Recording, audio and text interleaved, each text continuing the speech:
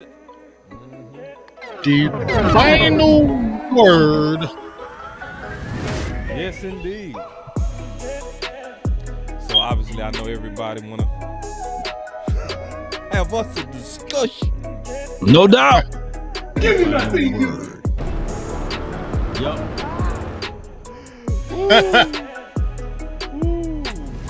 Are we still the boys? Oh, we still the boys. Man, yeah. We still them boys. Man, James went scorched earth though.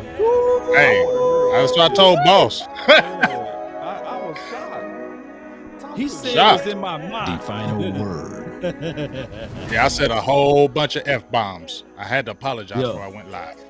So what's the yeah. gist of what you was saying, man? You got to give us the 2-minute version, bro. Yeah, give us a the- PG-13 version, man. Give you the Clean copy, PG-13 Walmart version. Okay, I got you. It was basically just like y'all was talking all that trash. Y'all was running in y'all mouths. We doing this for Trevin. Y'all was on Bart Scott. You feel me? Y'all was talking all that noise to come in and lay that egg like that. Y'all took these dudes lightly. Y'all still was on that we the Cowboys, and I didn't like it. I didn't like the energy. I didn't like nobody was on the sidelines yelling at nobody. Nobody was talking. It was just like they just was just on the sidelines like, I don't know, dog. It frustrated me to see them come out and play like that, especially when you just had Diggs go out and y'all were saying, oh, this is for Diggs. We're going to go hard for you, Diggs. You feel me? Oh, Bart Scott, everybody, he talking trash. We coming hard. And to come like that, and I felt it was a little hero ball in that game, too, from Michael Parsons, too. But hey, he got his, he got his stat lines for your mind. Yeah, he got a stat line in that second half, but you feel me? Yeah. Hey, and this is another thing. When we criticize the players, we're not directly talking at them, because a lot of people like to take what we saying and then just hold that for the rest of that player's career. Nah, it's good to talk about the player, whether it's the quarterback or the defensive back. You know what I'm saying? Oh, yeah, I said a whole bunch of names. Yeah, you LVE, said names, man. Ramon Clark, Terrence Steele, stopped doing them daggone false starts. You got 3 of them already. You feel me? He had a few in practice too when we was out there watching it as right boss. Yeah. And Big, I got a question real quick. Yo. What up? I ain't ran away. I'm still on. Okay. Yeah, that ain't changed. One more question. Is he back? Nah, I'm done with that too. You feel me? We still rolling. I ain't tripping on that. We still good. I ain't changed from my. But guys got to tighten up. Every now and then, you got to speak real. You got to speak. Yeah, the kids got to get their ass whooped. Yeah, guys got to tighten up though. You feel me? Guys got to tighten up. Yeah, that's all it is. It's So that's the one element that we don't have though, the fear of God. You know what I'm saying? From the coaching staff on this team, that's the only thing we missing. In my opinion, I could be 1,000% wrong, but I just don't see it. Now, Mike McCarthy did fuss at Dak a little bit, but I need to see more.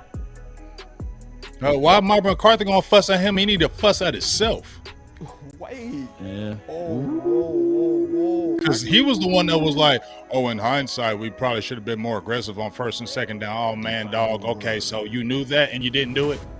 So that means you were coaching scary. See, when we beating up these Jets and we beating up Giants, we got Deuce Vaughn, we got Vontae Turpin in the backfield. We doing all kind of hookah-booka. But as soon as it get tight and close, now all of a sudden, we want to run straight up the middle. Okay, we was talking about Kellen Moore doing that. Now, what was going on against Arizona, though? Ooh, wait, we got to start the James, we can't wait for this fire, man. This is just supposed to be the preview.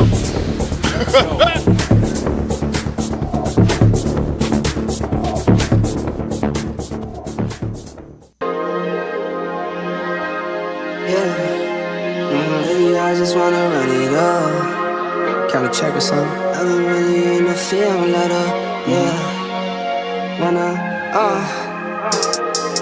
I've been really in the field, love the rush, I love the feel. Lately I just wanna run it up. Don't need no deals, I make the deal. Half a ticket to a meal. Lately I just wanna run it up. Yeah. Kinda check a song. Lately I just wanna run it up. Count that too, count it up, yeah. Count it up. Lately I just wanna run it up. Need them ones, I need them fives. Need them tens, I need that change. To the safe, got blues inside. Greens and pinks, it's all the same. I still save and roll my change. Take some losses when I play, charge it to the game. I'm with L, yeah, I'm with T Black, I'm with Reverend now. I'm with Bay, yeah, I'm with Jay, yeah, I'm with Chuck and now. Still the same, not switching sides, now it's about loyalty. You switch sides off for the bag, and that's worth more to me. I mix Nike with designer, I experiment.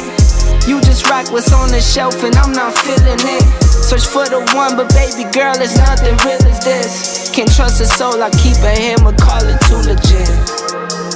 I've been really in the field, love the rush, I love the feel. Lately I just wanna run it up. Give him the horn, starting off. Come on, big game. Give him the top. Boss, go ahead. Lead off with it. Come on. I think I'm gonna come big down, man. I have a good Come on, man. I want that so. fire, though. And then calm them down. Here's the good thing about it. It won't be no cussing like it was on Sunday night. It won't be no cussing because it was a whole bunch of that. But once again, how many times we lost to a rookie coach? How many rookie coaches have we lost to, dog? I thought that was over with Jason Garrett. I thought we had moved past rookie coaches coming in and whooping us. For real, Gannon, bro. Gannon, he beat us. And if you look at how they played us, they schemed us perfectly. Do you understand that they were scheming us offensively and defensively? And that's a rookie coach. You came in there just swinging your chest. And when I heard Mike McCarthy, and I ain't giving up, I haven't given up on you, Mike McCarthy. I have not given up on you. But when I hear you in the press conference talking about, oh, well, yeah, that's on me. We should have been more aggressive on first and second down. Should have threw the ball more. Man, hold up, dog. Didn't you say that? What were we complaining about with Kellen Moore? Running up the middle on first down. Running up the middle on second down. Why was he doing that then? We keep on getting on Kellen Moore about doing that, but you did it too. And you're talking about you're going to coach this game a different way, right? I didn't see it. One thing I've seen is Mike McCarthy gets conservative in them big games. We've seen it, especially when it gets near that red zone. I remember that championship game against Green Bay and Seattle. He had like 3 trips inside that damn 5-yard line, and they couldn't score a damn touchdown because he started getting close to the vest. He started getting tight to the vest, handing the ball straight up the middle. Bro, is that what we're going to start doing again? You had Deuce Vaughn, right? You had Turpin in the Giants and Jets game. You throwing them all out there. We see all kind of Deuce Vaughn, didn't we, y'all? Deuce Vaughn everywhere. We see Kevontae Turpin. Now all of a sudden you get a team that smack you in the mouth. Now all of a sudden you're going to pull it close to the vest and start getting conservative. I hope that's not the mantra for the rest of the year. And he sat there and said, you know what? That's my fault. Even on the young players, he said, in hindsight, we should have prepared the young players more. Okay, now I don't like hearing that. You should have prepared these young players more. I don't like hearing that from my coach. I don't like hearing that we should have been more aggressive on first and second down. We should have threw the ball more. If he's saying that to us now, Law and Boss, wasn't it saying it in your brain in the game? Yeah, I just got 2 pushbacks on this, bro. And, I'm ready. All right. So wait. First and foremost, that boy ready to fight. No, I ain't ready to fight. I just want to hear. Wait a minute. Damn. All right, so I'm off the top ropes already, I would say this, and I know, Big Game James, this is going to sound like bevies of excuses, but this was the first time ever this front 5 played together, ever, right? And Terrence Steele was the only guy who played the previous 2 games. So I'm thinking that what they did with the playbook, they did sliced it in half. Granted, Tyler Smith was a guy that was a starter last year, but this was his first game. I don't think that he played any games in preseason. And the biggest eye-opener to me and to most of the people. We didn't foresee Chuma Edoga playing at left tackle. I didn't see him do it last year. I didn't see him do it the previous year before that.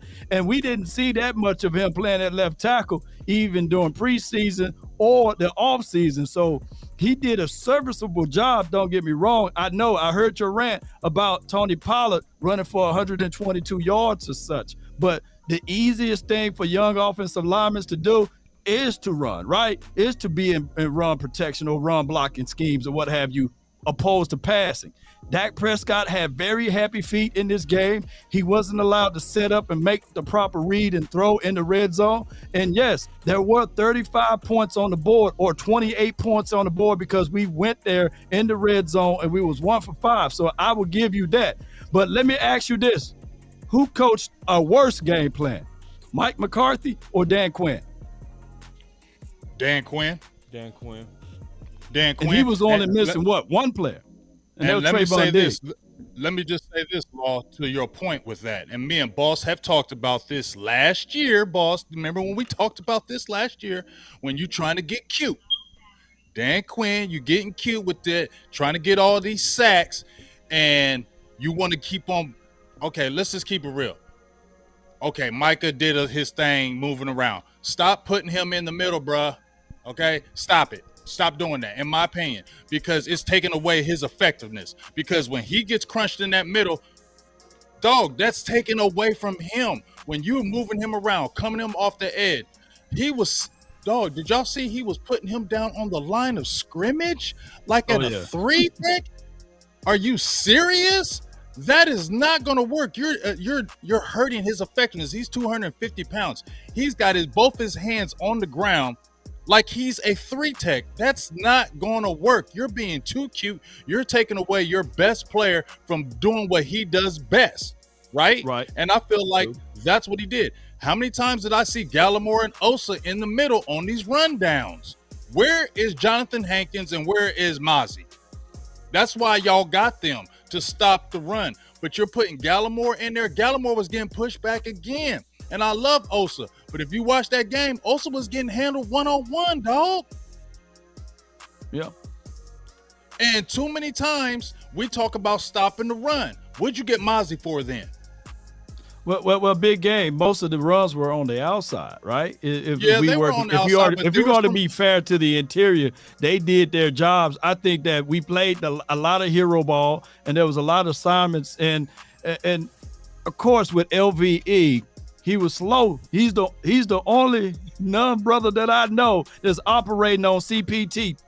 You know what I'm saying? So, hey, that's just what it is. He's on CPT time. Of course, there were some opportunities out there for Curse. He didn't do his job out there on the edge. Our edge, we got no edge control, in my opinion. And I think that this starts with this guy that wears number 55, who's supposed to direct and go with the flow of the operation. Now, when Parsons, Boss, let me know. What would be the best way to attack this outside zone and this RPO stuff? Perfect question, because you said it at the perfect time. I don't know how the hell you did that, but it's coming up right now. So right here, you go see that containment discipline.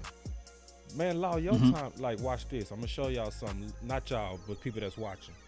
Look at the right side with Donovan Wilson and Curse. They are matched up against the 12 personnel tight ends who are on the left side. The receivers are on the right, okay? So I played on the outside. When you play on the outside like that, you are the ultimate containment where you're supposed to funnel everything inside. You're supposed to keep your outside arm always free because you're always funneling, and you have to trust the other guys to fill that alley. Okay, so when we look at this play, to answer your question, first thing that happened is Micah Parsons right there on that RPO should have broke down. If he break down, the way that you play that on the defensive side, you have to play with what's called your eyes. You have to see the run action and stop. Wait for the quarterback to make a decision, either handing the ball off, where then you go for the running back, or if he try to release out, then that's when you make the sack. So right here, Michael Parsons was wild. I'm just keeping it real. Not he was wild. He didn't play with his eyes. So when you don't play with your eyes, it's not that play. It's coming up next. But when you don't play with your eyes and you don't break down to read that play, they're going to get outside of you. So you had 2 containment issues. The containment issue by Michael Parsons. Then it was a containment issue by Donovan Wilson. As you can see, he's inside. And you get the big run.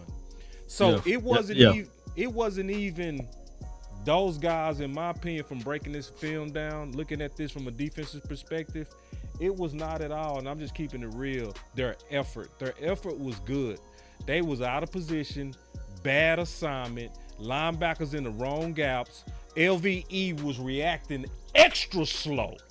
Like he was like, bro, I just got to keep it real, bro. Shit.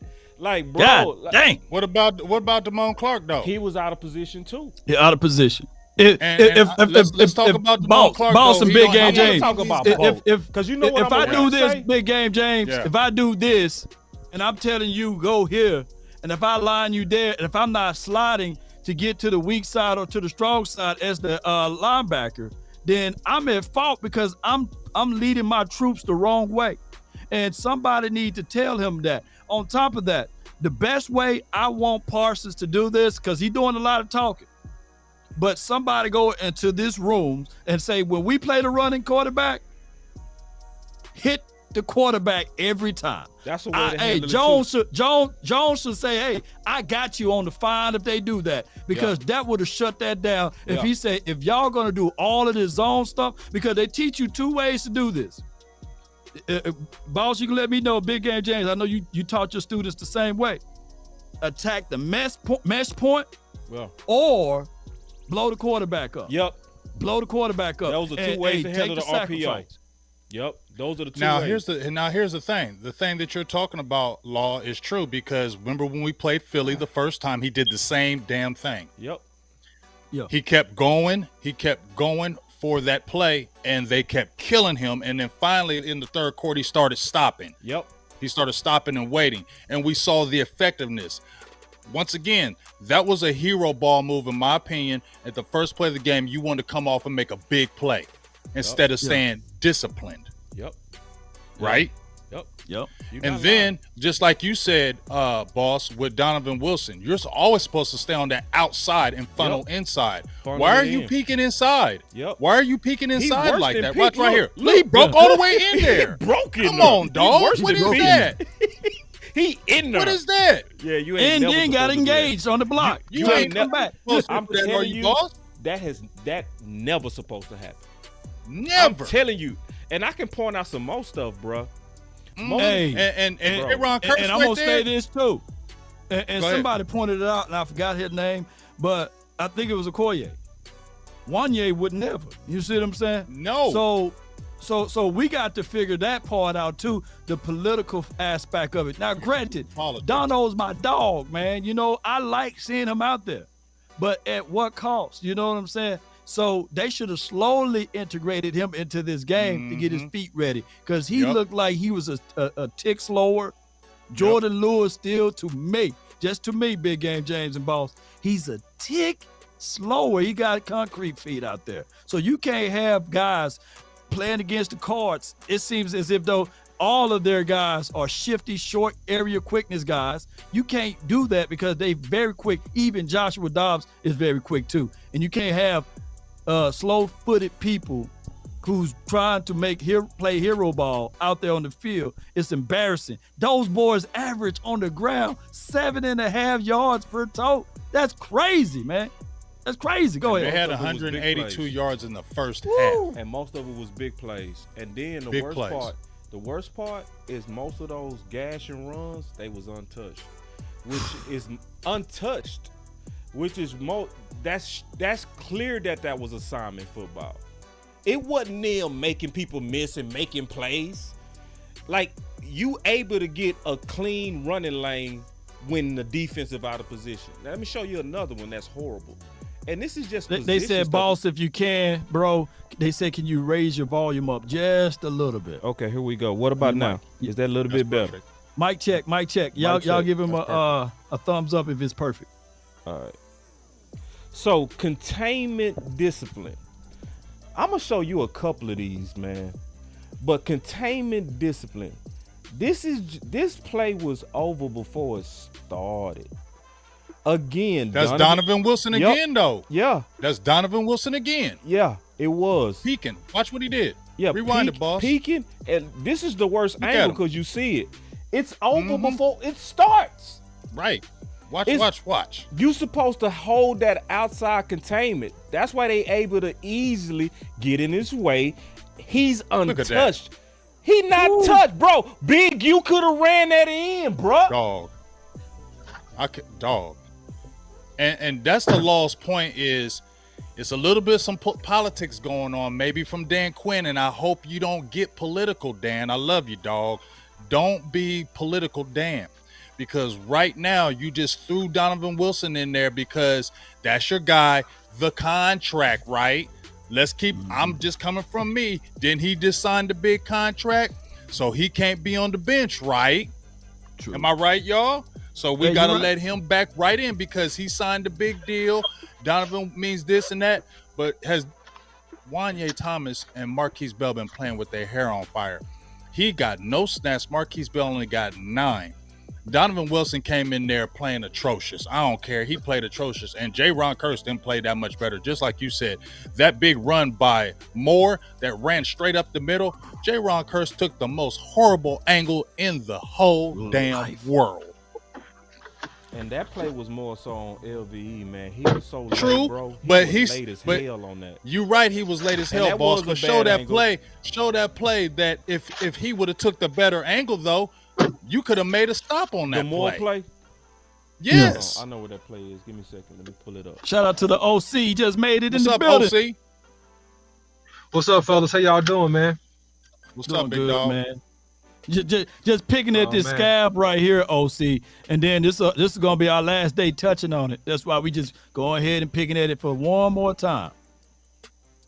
Yeah, man, I understand, and it's noteworthy too because there's a lot of things that can be taken from this game and improved upon by the Cowboys. So, you guys were talking about the defense, and just the reality of it is that, in many of these plays, man, the Cowboys they got out physical.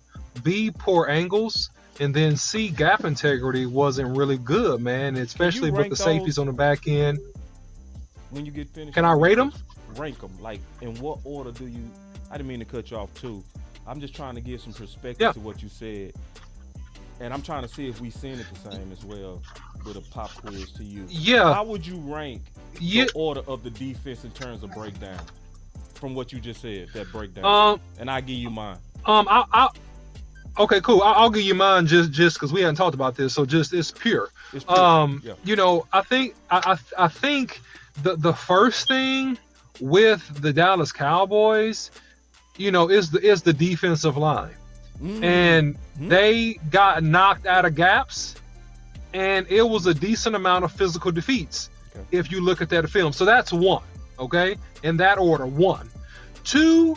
You got linebackers that are reacting late to the ball. They're overrunning plays, Clark in particular, things of that nature. So that will be 2, right? And then 3 would be when you got Curse in particular up in the box, like on this play, he loses contain, right? He plays with no leverage. That was Wilson. No. On the line of scrimmage was Curse. On the line of scrimmage, outside number 1. Was supposed to be on Wilson. Outside, man. Yeah, I understand. I understand, but look, right here, he gets pinned in. Number 1 gets pinned in. He's supposed to be fighting across the face of that blocker. No, technically speaking, right? Okay, so let's fight this out just a little bit. Yeah. Because I disagree with you too, OC. From but an go ahead. assessment standpoint. Okay, go ahead. Donovan Wilson, if he stays outside, what he's supposed to do is try to make him run back inside to his help. Now it was a double on Curse, and he just didn't have the weight. He doesn't have the weight, and this is something to be said about them puny linebackers too. Like just keeping it real. We keeping it real. They exposed it. Because remember what Mike said. He said if I was a team, I would get a big old nasty H-back and I would splatter them dudes. You remember he said that? He said, this is how I would attack the modern NFL. And we looked at it. Where you looking at Curse, I ain't mean to cut you off, OC, but just looking at, now, a normal bulky linebacker, even with a double, is going to fight through that. You know what I'm saying? Yeah. So, but anyway. Well, let me ask you this, though. Both of you. So let me go jump in right quick, because I'm gonna ask this. Okay, rewind the play, okay, and let me just break this down. He doesn't have the outside of outside contains, but okay, pause it right here. All right, so pause it. Go back to the top and pause it. So the C gap here is outside of the left tackle, okay. Now Curse is in the D gap. He's outside of the tight end and between what we would call in this situation kind of like your stacked H, okay, which is 86, I believe, if I'm reading this number correct. So first of all, notice the fact that Curse does not move. He's already blocked by 87.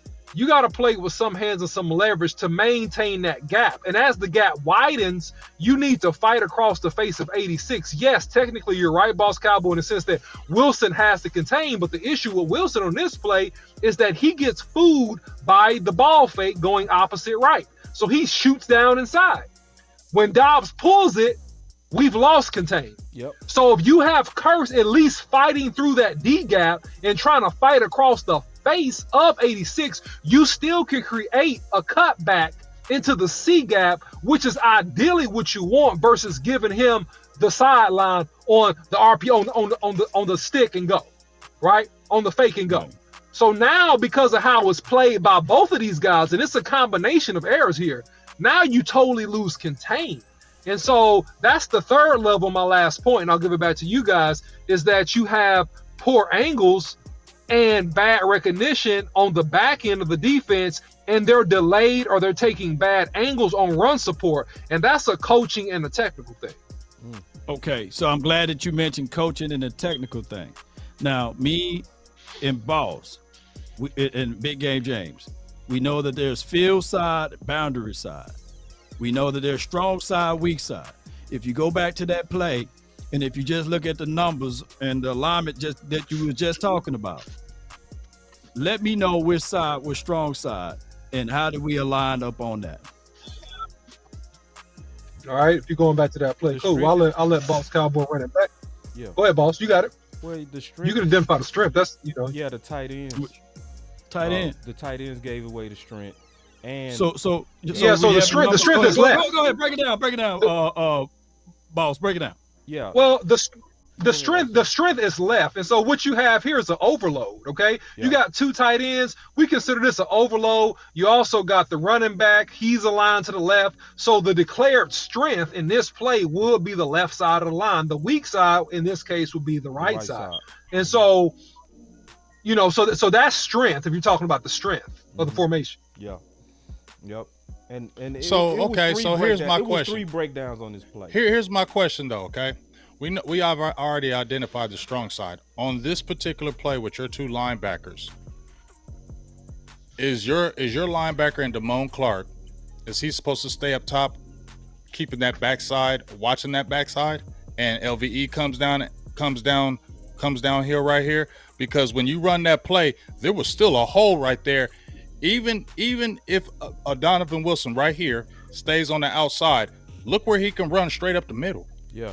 It's two linebackers out. Well, you see what happened, Big. The linebackers out of place right here. Clark had no ability to commit right there. Clark supposed to be slow until he over pursued, but keep going. Yeah, he over pursued. Exactly. That's what I'm saying. Didn't Clark over pursue that play? Go ahead. Yeah, and Damone Clark didn't over pursue. He didn't identify the ball carrier. Yep. He went for the ball fake.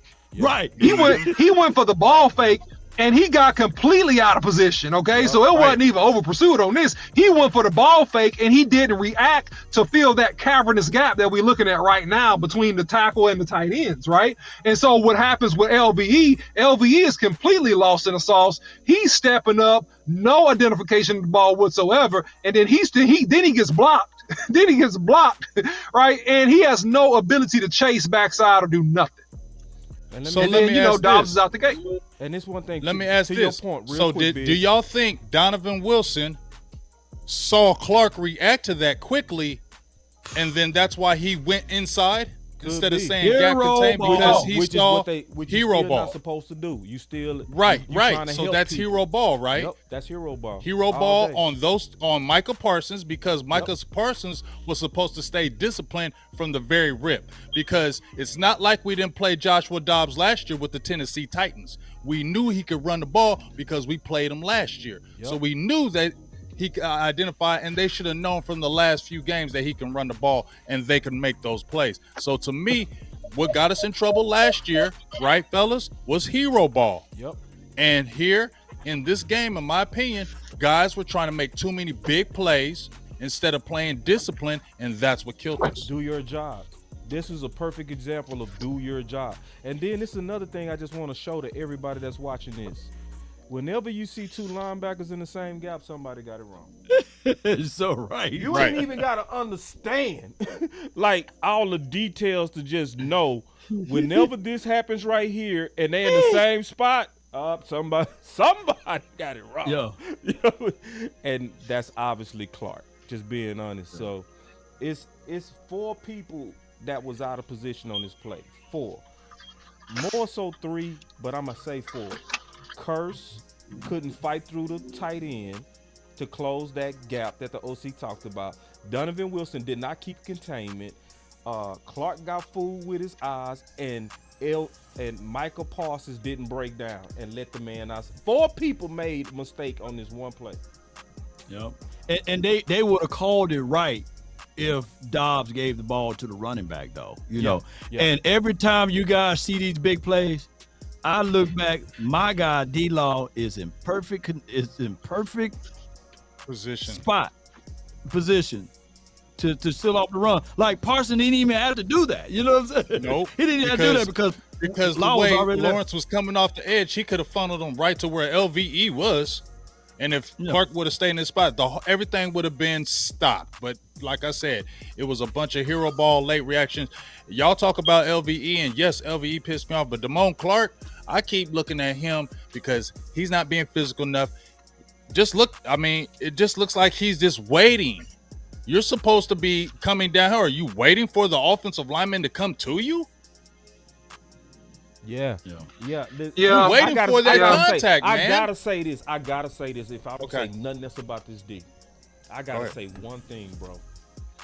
If I'm gonna be consistent, I've always said something that I want everybody to remember. And remember, when you see a player playing bad, blame the player. When you see a group playing bad, blame the coach. For real, bro. That linebacker group. who's our linebacker coach, man? Yeah, Man, who is our linebacker? I forgot his name, man. It's I know him by face. Is he new? No. He came from Mike McCarthy, Green Bay. He definitely ain't George Edwards. Oh, yeah. Is that Scott Tolzien or something I like think that? so, the white guy. Yeah. No, Yeah, Scott Tolzien is the Tolzien, quarterback guy, right? Yeah. No. Quarterback coach. Yeah, Somebody no, help us out no. in the chat. Them line, No, I don't think. And I'm gonna say this too. That's why I asked OC to rank it. If I was to rank what Scott I saw, McCurley is what they Scott saying. in McCurley, the that's chat. him. Scott McCurley. Scott Scott McCurley. McCurley. Yeah. Okay. That's him. Yeah. And he was McCurley. with. Yeah, he's been with him the whole time. Everybody, I'm gonna tell y'all something. If this pattern continue, we need to get him up out of here, man. We need Yeah, to get a for new real. voice up in here. I'm not bullshit. I'm serious. Yes. Like for real. Like listen, this was bad, and this I'm gonna rank it. If I ranked it, this is what I would say I saw more than anything. I saw alignment issues, discipline issues, and reading issues, mostly by linebackers. I felt like our D tackles held up pretty good. I know they lost some, but the people who caused them big chunk plays was them linebackers, man. It was, and I stand on that, bro. I don't watch this tape three times. Yeah, you can definitely and- stand on that. and broke it down. Like, bro, I looked at them big chunk plays, and I'm like, bro, that's not on the D line. Most of them, you know what I mean? Like, yeah, they lost some, but no, they did what they normally was doing. Them linebackers was way off, And we all need to keep our eyes on that, especially if we talking about we trying to win a championship. Like, nobody go get no pass. So these are the things that I got my eyes on going forward very aggressively. LVE, because I always do a show on Tuesday called Competition Tuesday. I ain't did it in a while, but we need to have a talk about some competition in that linebacker room. And I think it's some time to start talking about Harper right now, like for real. Like now, the conversation, not just they played bad, who can make it better? It's time for some solutions. You know what I'm saying? Who can? I want to have that conversation. Can we go around the circle and have that conversation real quick? We can definitely have that conversation. Let's talk about some solutions, though, man. I'm all down for that. I mean, you've been glowingly on Harper from A1 day one, boss. And the thing that we liked about Harper, right? We saw it in the preseason, was his ability to be around the ball. Yep. He was always around the ball, plays. and he's physical. That's the key. LVE is not physical. Nope. And he's never been physical. 6'4", 256 pounds. That was his knock. He's never been a physical linebacker. And when you were watching him again, he was hesitating, waiting, and it was almost like him and Clark were waiting for the running back or the carrier to get past them, and then they're tackling from the on the side and grabbing them. They're not meeting them head on. They weren't even meeting the blockers head on. They were waiting for the blockers to come to them. They're sitting there waiting for the blockers. You can't do that as a linebacker, can you? No, you That's can't not what wait. you do. You got to. They got do to say attack. slow until you know, and then once you know, you go. You beat your feet. Slow feet don't eat. So you got all of that. And also, I just picked up the Cowboys.com, and Darian Thompson is the other linebackers coach who's grooming to be the next linebackers deal in charge there. So Darian Thompson is the guy who's calling the plays according to the information that I just received from the Cowboys.com. Good information. What's your thoughts on competition, OC? Yeah, man, I think that, competition is always healthy, and I think this defense was built upon that.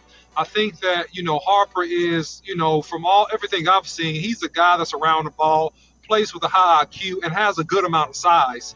I think that also Marquise Bell is a guy that's probably at this point earned some more reps. I think he's played very well the first part of his season in terms of reading and recognizing, having great feet quickness, awareness, getting to the ball quick.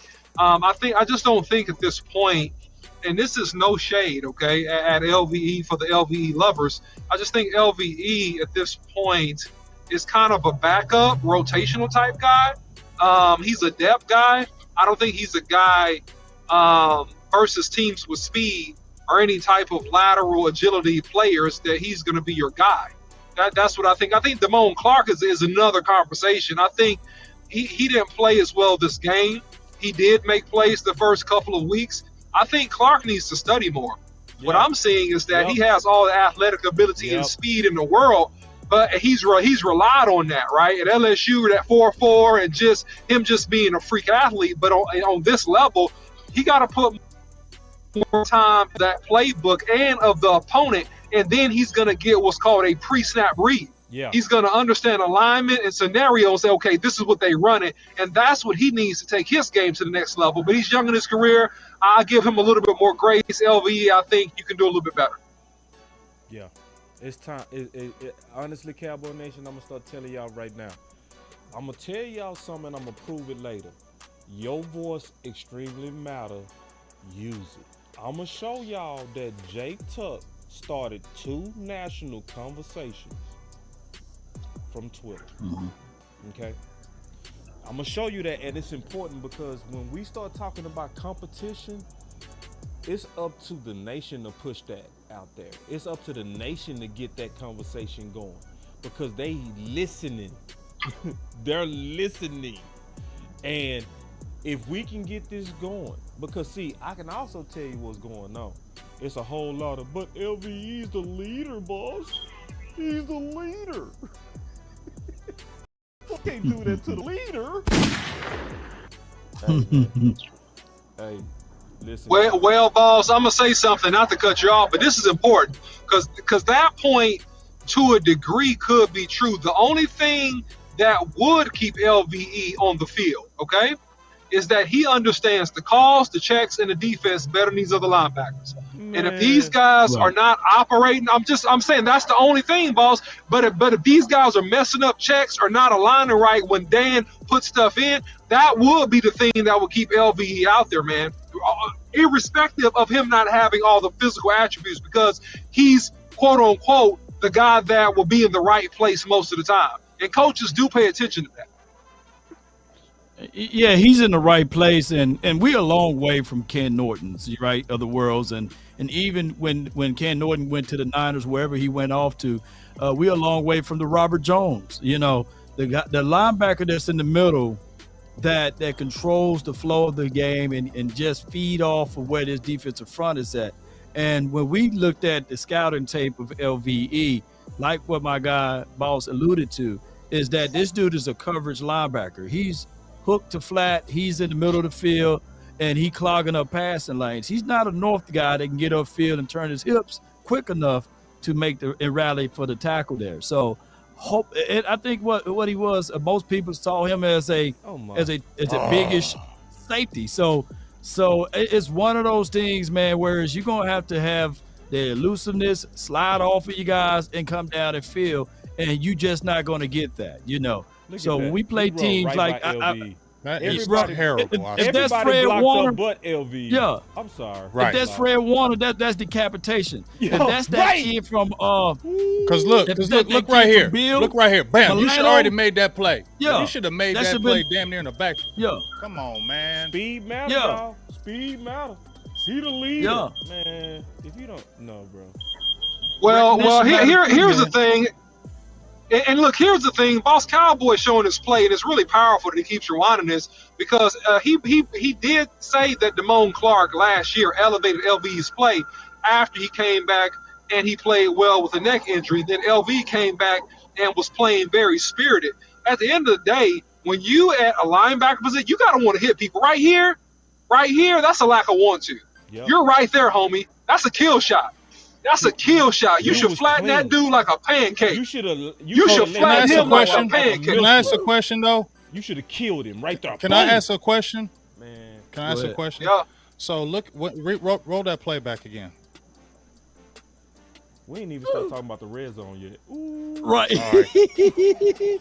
Somebody say, "Hey, what about that?" Now you see Mozzie, and are they crashing down right there? And that's when them linebackers are supposed to attack instantly, because you got Parsons and Mozzie crashing down. Because look how they come off the line. They did look like they stunned it. Yep. You can see it. Everybody so look, did. Michael too. Yeah, that's you right, Big. So once they're doing that, those linebackers will automatically come down and fill that hole right there immediately if they're crashing down like that. Correct. They got scrape. They got to scrape on the slant. Opposite, you got to scrape over the top. So they should be scraping. Forget the ball fake. Right. Yeah, because everybody's stunning. You right, Big. Good observation. You should be scraping. Mm-hmm. But listen, guys, and I'm gonna have some more content coming out about this in detail this week. But on this particular play, man, great freaking call by Arizona. Okay, great call, man. They called him slanty. They understood that they was going to get these guys leverage to where they could get a body on a body pretty much, and they got out the gate, man. So some of this is play calling on Arizona's part as well, man, in addition to the mistakes that we made on our side. I would say it's more so us, though. That's our fault, because that's me saying that the Cardinals, I didn't mean to cut you off, boss. That's me telling the Cardinals. When I see this play right here, that's saying the Cardinals are saying we're more physical. We know we're more physical than y'all. That's why we can run this play.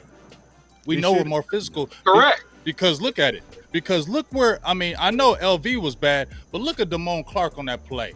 That tight end got up on you and just totally took you out the picture. First of all, right here. What are you waiting on? Yeah, man. But listen, though, too, schematically speaking, and listen, and I'll just share this one tidbit. I'll stop. When you face an attack style defense, right, you down block and trap, you run zones, you do things like that to try to negate them, make them wrong. And the Cardinals did a pretty good job of that, man. They did a pretty good job in terms of the craft and the design of some of these plays, man, to take advantage of. Look at that. That is a pin a pin and bull, man, or a pin and step around. But down blocks. But to fight you a little bit, it makes it 10,000 easy to pin you when you lined up inside. Like Donovan Wilson, the alignment itself killed his play. Yes, you go pin me. 100%. Yeah, so that's what I'm saying. In my opinion, yes, they did have some good play calls, but we shot ourselves. You know what I mean? Like for instance, even that play with LVE that we keep showing, right? That play should have been at most a 6-yard gain. You know what I mean? We the ones that allowed it to be a 30 burger. You know what I'm saying? Like, damn.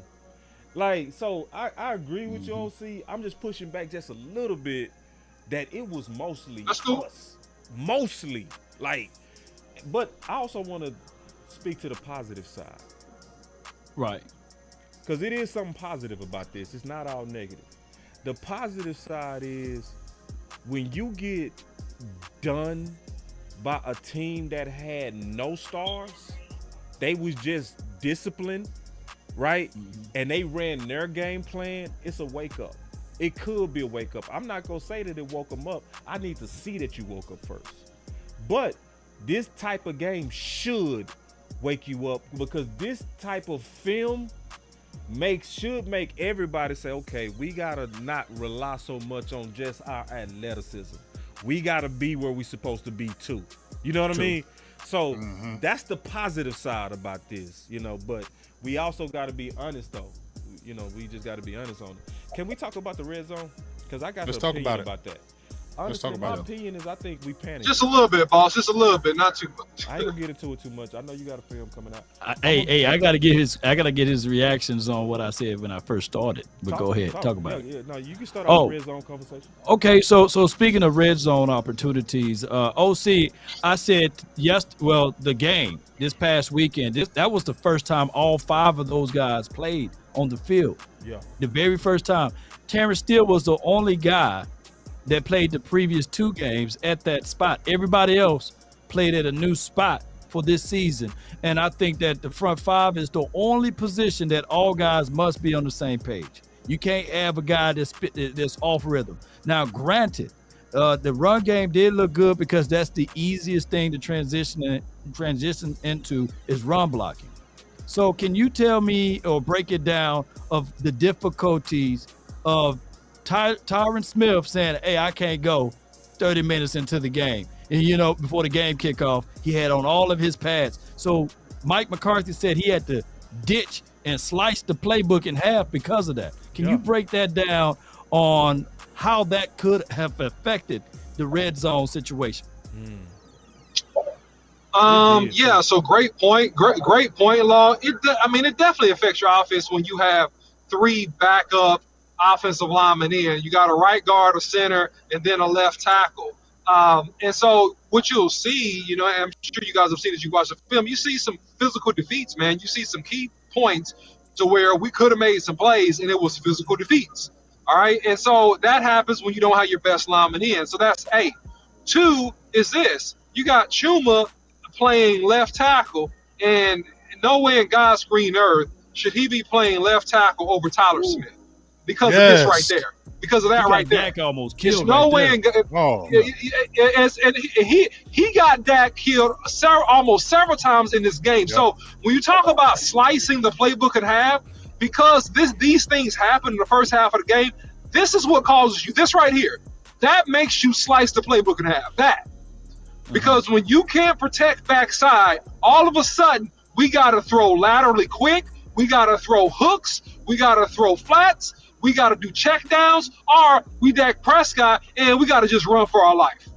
That's what causes your playbook to get sliced in half more than anything else. And so, man, I mean, look, at the end of the day, the silver lining was that the Cowboys competed when they had 3 backup linemen, and that we had the depth to look decent, right, or to look almost solid with 3 backup linemen. That's the good part out of this whole conversation. And so, man, that's going to affect you. The other side of it, and then I'll give it back to you guys, is that some of this stuff was play calling and recognition of the fronts by Mike McCarthy that hurt us as well in the red zone. Yes, The OC. It's no emotions, no friends, no loyalty. Straight business. straight business. Put hashtag straight business in the chat. Okay, I have a question. I have a question. I got a question right here. On that, just on the whole instance of you just saying that law about Tyron Smith, right? 30 minutes before the game, and he looked mad on the sidelines. I don't know what was going on with that. But let me ask you this. Was this some heads in the cloud where we can do this with Tyler Smith right here? Or is this saying, Tyler Smith, you're just going to stay at left guard the whole year? Or is this your head in the clouds like, oh, we good at, we can just put Chuma out there? It's on me. Talk to me about me. It's on me. Go ahead. It's a big thing for Boss. Hold on, I gotta hit my button on this. It's a big thing for Boss Cowboy to actually say publicly that he drunk Kool-Aid. Listen, I do not drink Kool-Aid without first measuring.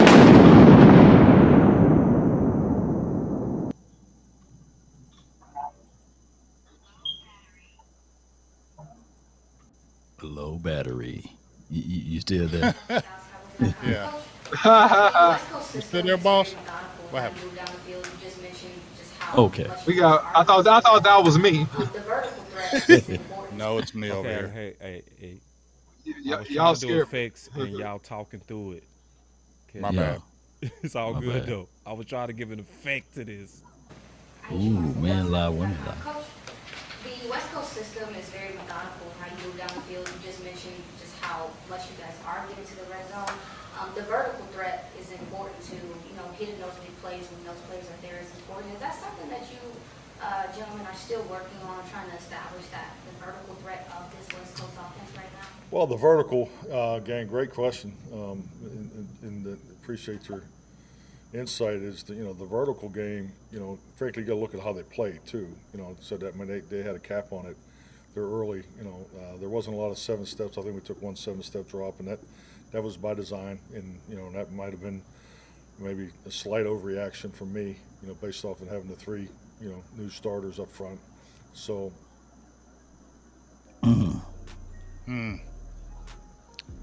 So Basically. I'm being honest, y'all. That's why I said it's on me. I got it, bro. I feel good about this answer. We panicking, bro. I'm being all the way honest. I think Mike McCarthy got you ever play dominoes and you get like big 4, big 5, big 6, and big 3? You like, Hey, man. Got all the doubles, man. Throw that hand back in. All the doubles. Man, Yeah. you got told at the very last minute.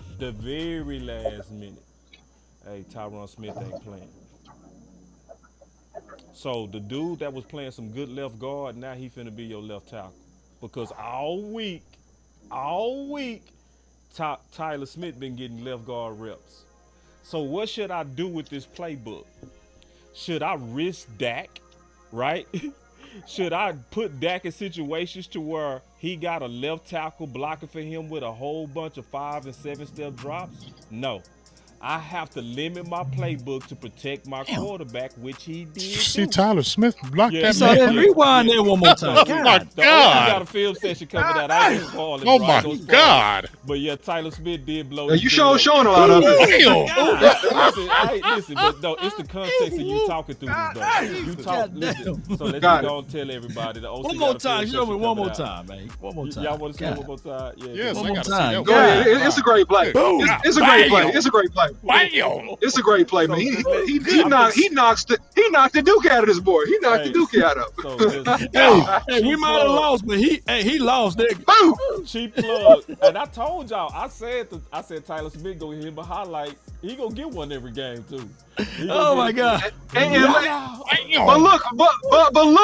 But look, he wanted some. He challenged Right. Tyler Smith. He could have tried Look to how he avoid running. that block. He came Right. head up. He came head up like he a grown man. He like, forget you, I'll bar you. Let me. He wanted You that can't work. run it after he hit him. You can't run after he hit him. See, You can't run after he hit him, y'all. You know it's some good film when it's still your whole point. Like when listen, It's still the whole point, dog. We just had to see He that. just killed it. And everybody stopped and said, "Wait, Wait. wait." Yeah, one more Let time. me see that one more time. Boom.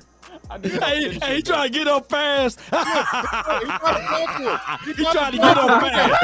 He about to talk to him. Stupid, man. I tell you that. Get your ass on the Get up ground. fast. Look at him. He about to tell him. You see what I just did to you, Let right? me get back to my point, bro. Let me get back to my point. So, and like, who can't understand you stripping down your playbook, especially when you look at what would have happened to Dak if he would have been doing a bunch of 7 steps. Let's just keep it real, bro. Look at this play. Yeah, no, not this play. Look, there, here it is. Look at this play, not that play. This play.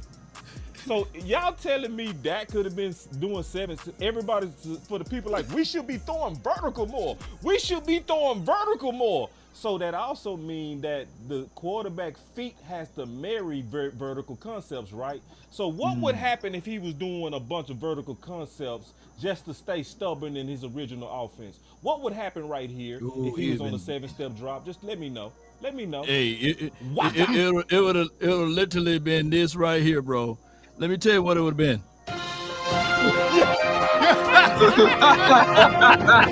We got breaking news. Breaking news. Cooper Rush is now inserted into the game. And then if they kept on doing it again, we got another breaking news. The emergency quarterback, Trey Lance, is now inserted into the game. Ain't no way, bro. Come on, man. Y'all saw how Chuma was. But boss, I gotta push back, man. I gotta push back a little bit, all right? I gotta push back on you. So look, go with what you know and stay with what's working. You crazy. So you don't have so you don't whoa. Listen. Go Okay, I need to hear you out first. Let me hear you out. Woo, I'm ready to fight. Go. Ooh, I want to hear you. What happened to those? So here's the deal. Okay. All right. We know that Tyler Smith, as a rookie, started every game at the left tackle position without any practice. I see what you're saying. Okay? Yeah. And he gave up 6 sacks. He played at almost low level his rookie year. We also know that Chuma played pretty well the first 2 weeks of this season. So why force the narrative Tyler Smith to go back to left guard when you could easily insert him, sure up the protection for Dak Prescott with him at left tackle, leave Chuma where he already had some success and where he's comfortable because you know he doesn't have range. And he was exposed in this game because he doesn't have quick feet. He's stiff on the lower half. He doesn't have range. Yeah. So he can't operate out there by himself, man. So that's the stubborn mistake I believe that the coaching staff made that needs to be corrected. I ain't gonna call How it is it not stubborn. stubborn? Unwise. Unwise. It's unwise. Hear me out. I got downs, man. Y'all go here. I got downs. Cause see, the OC, he said, cause see, listen, y'all, this is what we doing right now. We acting like Mike McCarthy wasn't managing an emergency situation, dog. This ain't like no easy decision. Like, if you say and you really believe what prepares my team is when I know that I had a guy practice all week, and now at the very last second, I gotta say, scrap what I've always done. Let's just go what's been working. I can kind of see where you could overthink this. I can, like, because of the last minute emergency effect of this. Can nobody understand that? Boss, I can't feel that. I can't feel that, boss. You know why I can't feel that? I gotta fight you on that. Because I got you back. I said this yesterday. And when it happened, the first thing when I seen Chuma out there on the outside and Tyler Smith on the inside in that game, I'm like, why in the hell are they doing that? Your guy was a tackle all last year. He was a tackle this year in camp, wasn't he? Wasn't he playing left tackle in camp too? Yeah. And then they were like, oh, Tyler Smith is good. Tyron Smith is good. We're going to slide him back in. Because remember when we had Hill on there, they kept him at tackle until they felt Tyron Smith was good, and then they moved him at guard. So there shouldn't have been no fear of us being able to kick out Tyler Smith at left tackle. And to OC's point, Chuma was on the inside playing well. And if you don't have good feet, why are you playing tackle? That's the biggest thing that you have to look at that. That's the biggest thing you have to have is your feet. See, people ain't gonna give Dak no credit for making these type of plays. They ain't gonna say nothing. Hey, Dak, I see somebody Well, that say well, Dak well, ain't well. threw a touchdown in 3 games. Listen, why would Dak have to throw touchdowns if we've been blowing people out? Like, why do Dak always got to throw touchdowns? Like, I mean, some of y'all got to think about the questions y'all ask. That's Like, Well, I let just me don't say this. Let understand me that say this about overthinking Mike. part, Go ahead, man. go ahead, big guy. that's a good Go point, ahead. though. I'm gonna Big. finish it right here, and then you go ahead, Law. I just don't understand when you're. I'm not saying you, boss. Not saying I understand you. I just don't understand this thought pattern as a coach when you know Tyler Smith is better than Chuma at the left tackle. Y'all don't know that. Y'all coaches, y'all It's see insane. that. It's Y'all insane, bro. Y'all It's don't insane. know Tyler Smith is better at left tackle than Chuma. He doesn't have the agility. You just heard OC say he's stiffening. You can see it in his game. You can see it in his game. And he was inordinately better at left guard. You can't tell me you can't kick Tyler Smith out at left tackle right now and the team's going to fall off. You can't tell me No, that. they'll be better. And see, all this big game, to your point, look, people just need to listen to the OC. When I give you common sense and good wisdom, listen to the freaking OC, because I've been saying this all offseason. I said, when Tyron Smith goes down, put Tyler Smith at been left with you, tackle. OC. He is the best left tackle on this team. Now, me and he's OC better than been saying Tyron that. Smith if Tyron Smith is healthy, man. Why are we making this complicated? Hey, go back to our previous points a couple months ago. Osiris, go ahead and draft Osiris. But if you And want he's to turning use up with Chuma, Buffalo. fine, use him at And guard. he's turning up with Buffalo. Use him at guard. He's turning up with Use him Buffalo. at guard. Put the best left tackle out there, man. Come on. Why are we making this complicated? I'll just make him a guard. I'll just do this. I'll just do that, man. Put the boy at left tackle. Come on. Hey, You got the OC kid. right You got on the this. kids still in the car. OC. Right. He right. You got the kids. They stepped out to get food. They'll be back. They stepped out. They'll be back in a second. Go ahead. Hold on. Let me say this. Let me crack your cranium and fertilize your brain. They had a shit sandwich, and that's the only way I can put it out there. And the reason why I say that is because think about this. Chuma Edoga looked good at guard. Why? Because he had Tyron Smith to the left of him. He had Tyler Biadasz to the right of him.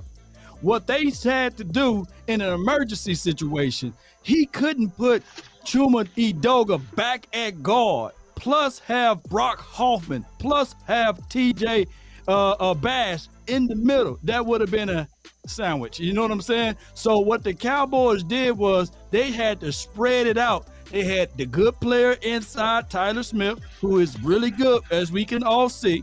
And then they had Terry Steele to the right, who was really good, but he kind of looked kind of like we wish even in this game. Not in pass pro, he ain't.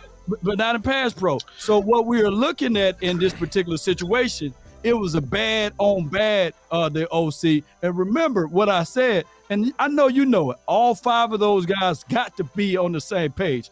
It's no way that they thought that Chuma Edoga would have been good with Brock Hoffman. That's what it was. And they said, you know what? I got to at least protect my middle inside somehow. They had reservations on that interior. That's why they kept Tyler Smith. Go ahead, Lo. Go ahead, boss. Okay, so Who real was on quick. the So Law, I Cardinals thought front about that scenario, Law. I thought deep and hard and long about the scenario that you just presented. But what's the higher value? Protecting the blind side of your franchise quarterback, or shoring up versus non-elite, non-Pro Bowl defensive tackles? Exactly. And fall 2 was out. Exactly. So Chuma had plenty of run and success versus better defensive tackles earlier in the game versus early this season, versus the Giants and also versus the Jets. He's played better people interior than these guys. So why not leave him at guard where I think he would be just fine, because he doesn't have to move left or right but one step, and he's really good when he comes off the ball and he can just play bully ball. That's really his gift, firing off the ball, playing downhill football straight ahead. That's what he's the best at. So I thought about the scenario, Law, but when I think about it, you're leaving weaknesses when really you're making yourself weak in an area that you really don't even got to make yourself weak, because you're being cute and you're out thinking yourself. To me, that's what this is. To be fair, let me just say this one point. Boss. To be fair, I know Mike McCarthy did acknowledge and said he panicked a little bit. Yeah. So I'm gonna give him that grace. Because to that point, Chuma Edoga didn't play bad until this last game. But go You ahead. panicked, and you've been a coach for this how many years? 20 years, and you I gotta panicking? jump in. I'm done. Let Boss I'm get done, in Boss. there. I gotta jump in. OC right. He right. And see, and He is because he right. right, we also and let me tell you what he right on. Because there's a pattern, and we just got to be honest. There's a pattern that's starting to kind of establish. We got to be honest. Mike McCarthy is starting to show some tendencies of panic, y'all. I'm starting to see it. Like, this is what I mean. So, OC right, because see, when we made the mistake last year of going with Ball at right tackle. You remember that? And then Yes. we let him go out there knowing he was just not the better player, regardless of what your Correct. rule is during the week. You had to insert who? Peters, who was just the better what? Player. Player. Yeah. So, in the heat of the moment, you also had hindsight to the OC's point. You know what I mean? Where you could have pulled back your own memory of Ball and said, well, we in that situation. Let's treat this like this is an emergency injury. Put Tyler Smith at left tackle. Let's keep Chuma, regardless of what they did during the week, at left guard, because at least he got good tape at left guard. And Tyler Smith has made historical last-minute adjustments and made it happen. You right, OC. Now, Yeah, he right. Yeah, you right, I OC. got no Like, you right. He painted it right. Yeah, you right. It's one of them things, and then it's another thing. But I still think we panicking on that red zone stuff. Go ahead. Go ahead, big game. He said he panicked. No. Yeah, he I'm said- I'm talking about we panicking as fans, because see, when I really look at it and I look close, and I'm keeping it real, bro. I'm not lying to nobody. I'm keeping it real. When you really go look, man, that the red zone was more execution than it was play calling. It was execution. Like, for instance, Yeah, but we just talked about the sandwich though, boss. You know, that sandwich, regardless, it was just terrible. I don't think I wouldn't think say it was that Dak terrible. had to have. I think Dak had the happy feet because of that. And, you know, and then let me ask you this, boss. Let You me said give you the execution. specific plays. Let me give you the boss. specific plays. The play to Cook, man, that was literally 6 inches off of that being a touchdown. 6 inches. He needed The fade route. The Yeah, fade the route. fade route. go to that play. You got it up. I got it. And I'm gonna let OC look at that offensive line. I'm gonna give you another play. The play to where CeeDee Lamb start crying for the pass interference. You should have just snatched that off his helmet like Dez. You know what I mean? Yeah. Dez would have, man, that's TD if that's Dez, and we all know that. You know? So and then even the one to Gallup, that was a bad ball by Dak. Dak needed to put that about a foot higher. And Gallup is going to do what he always does, snatch it, put 2 toes down, and yank that thing. And could he step up into that throw? Could he step up inside and do that? I didn't Go look to at the- I didn't look at Go his- to the film. Let me look at the Let me tape. go I to know the you got the film. tape. What's up? We got Tuck in the building. What's up, OG? What's up? What's up, Tuck? We got some content coming Salute, up about Tuck. Tuck, man. Y'all gonna like it. So let me ask you this though, boss. Why you pulling that up though? All right. Why didn't we see Hunter Lukey down there? We did. Why didn't we see Deuce? Why didn't we see those guys down there? Well, a couple of reasons, and I'm keeping it real with you. I'm being all the way real with you. Or Rico Dowdle? I remember. See, this is what I really believe Mike McCarthy was trying to do. I think he's trying to replace Zeke with the perimeters. That's what he was trying to do. He was trying to replace Zeke with the perimeter plays, and this is my honest to God opinion. I think this was a final preseason game because I want to let everybody know something because everybody harping on the red zone. But we also got to add into the equation of Mike McCarthy that he's also #1 in the league in 10-play drives. So what that's saying is we good at this part, not even good, great, right? At long drives, methodical drives, even with flags. It's just finishing.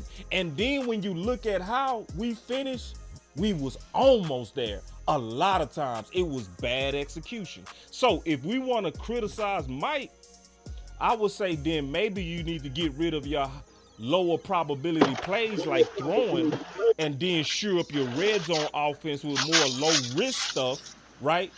So, when I look at how close we were, I see the red zone concern as a straight up panic. That's my honest God opinion. Let me pull up the thing. No rebuttal on that. I must be good. Ooh. No, I mean, good. I'm not going to disagree I was with gonna that, let you get the but- film first.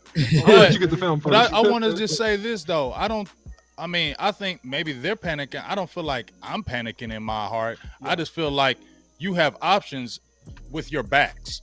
And I feel like the backs that you have can give you more options in that red zone and you're not using them. I mean, we saw Hunter Luepke get 2 pass catches and he did very well. He had a 9-yard run. He had a 12-yard catch. Deuce Vaughn has that quickness. Like, you can scheme something up, especially like at the 10-yard line, because there was a couple plays when we were at the 10-yard line, he straight ran Tony Pollard straight up the middle. Oh yeah, he had time on that throw. Oh yeah, that was a good 6 throw. He inches, just out of man, bounds. from a touchdown. 6. We did score on that one though. We did score a touchdown on that we drive. didn't get 6 off that. Yeah, we that did, because the drive. next play he dropped it out to Rico. Oh, that's Yeah, he right. did. Rico. Oh, yeah. So we did get points off of that. That one wiped Yeah, out. because after that run right there, Rico comes in and gets the touchdown. You right. We got points off that drive, but we letting the Boy, red laid zone out. drive. We letting it go. We go look at each one of these. These are not all of them, but these are most of them. No. Because we. Hey, yeah, Hunter was averaging about close to 6 yards per Hunter toe. did his Why thing. aren't we Hunter did getting his Hunter? thing. And it's not like Hunter is slow. See, that's This was a flood. bad play. Yeah, that's a This was flood bad. concept. Okay, no, go back to this. This is the play I want to see. I wanted to ask all 3 of y'all this because I had a lot of pushback. Can you replay this play for I'm me, doing please? it right now. Okay, I got a lot of pushback on this. Now watch this play. All right, so is this the play? It's the play. Okay. Yeah. Okay. Now watch this. Now I'm gonna tell you, keep going. I'm gonna tell you when to freeze it. And boundary Now watch side, Ferguson. Now he pump fakes right there. Now watch Ferguson. Okay. Freeze it. Can you not do that right there? too. 93 spooked him. Risky. Yeah, How's man. it Pick risky? 6 if it don't go over. No. Hold up. He How's it coming risky? ri- Because he both of them coming are coming fast. Kaiser is on the outside. Let me The look at it inside again. Let me man look at it came. again. Well, Yeah. right. Let me Look. at it again. He Freeze. could have made that. No, he could have freeze made on the. that. You right. He could have made Hey, they that could have play. called That would've been PI. They could have athletic called as hell, roughing. though. They could have called roughing the passer too. They Go could have, ahead. but he could have made that play. I think so too, Big. After looking at it He twice. got scared. In my opinion, he got conservative. I've seen quarterbacks too many times make Yeah. that play. Yeah. Now watch. Yeah. Well, watch. right here is where you make the throw. No, hold up. Well, see, Right, the fuck. When Yeah, he he could've pumped made the first time, he could have made that play. To which one? To Ferguson. 87 or Ferguson 88? is right Yeah. there. Yeah. Let me see. If you Ferguson got, do you has have the his hands out. other view? The Hold end on, zone y'all. view? Hey, y'all. I Show don't it mean to from the stop end the zone debate. view. We got an emergency. I got to handle this emergency. I got to handle this. It's something that's going on that we got to handle that's out of control.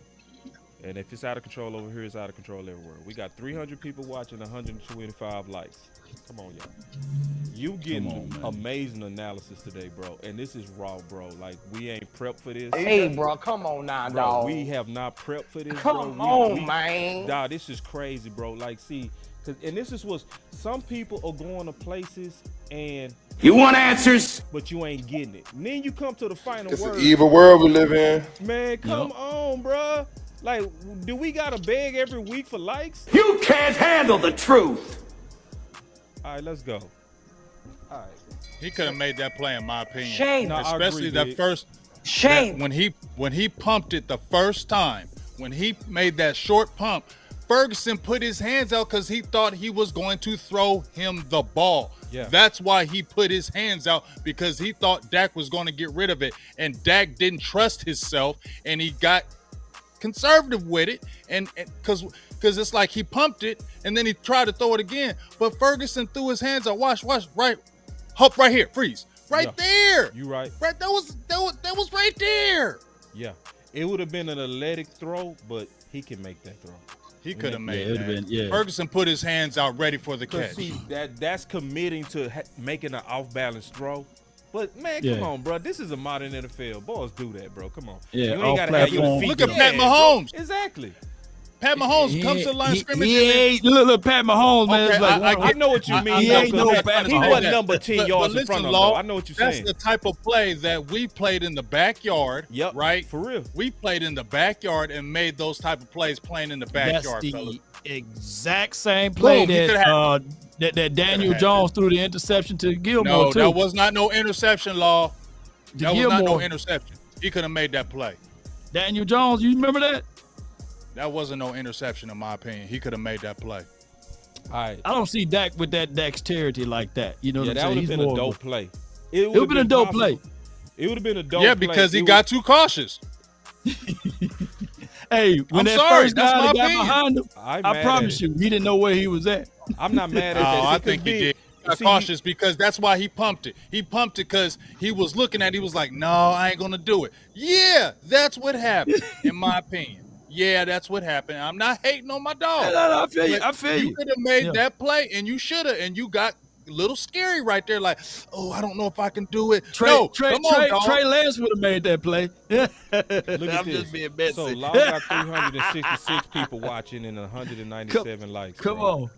Come on, y'all. I want me some glory hole. Y'all come on, hit that. And yeah, and I can show the slant to CD. My boy Jay Tuck my talked bad. about the OC. slant. Yeah, Oh, say, did you? I didn't hear your opinion on that. Did you think Dak could have made that play? So what I think. Sorry, my light went out. So what I think is that on this particular play, Nah, No, not or that the first one. the one he The first right one, here, but right here. Okay, right Make sure here. you pause it, boss. So Pause it. okay, so run it back. I think that could have made that play, but I think the ideal time to make this throw, if you go back, is actually, and I'm gonna get you to pause. Is actually right here, right now. That's when you make that throw, because you at least get him on the 5-yard line, and maybe if he makes somebody miss and breaks the tackle, maybe he scores or he gets ain't close to making the goal nobody line. miss, OC. So I'm saying the ideal time to make that throw was really right out of his play action fake. That's my opinion. That's Man, my do opinion you of that have the play. other view? Do you have the end zone view the other way? Or you don't have the backside? I just got the backside, bro. Okay. Hey, and I think wanna I got show, the other I want end to show zone this view. red zone play too, man, because everybody keep talking about it where the slant was like kind of like a big opportunity. It's not this play. Let me see what this play is. Yeah, but pay attention to the O-line too, DOC, when he do this. All right. This is Yeah. it. Oh, this is Yeah, it. 2,000%. Is this it? Yeah. No, this is not it. Where is that That's slant? That was That's an that interception. INT that he had he had Tony in the flat right there. Man, he had Tony in the flat. Oh my God. I thought for sure I thought he was gonna go there. I thought he was gonna throw it to him. Me too. I right saw there. it on the, Man, I don't know where that play is, bro. I know. I lost my I know mind I when got he that went play there. in here somewhere.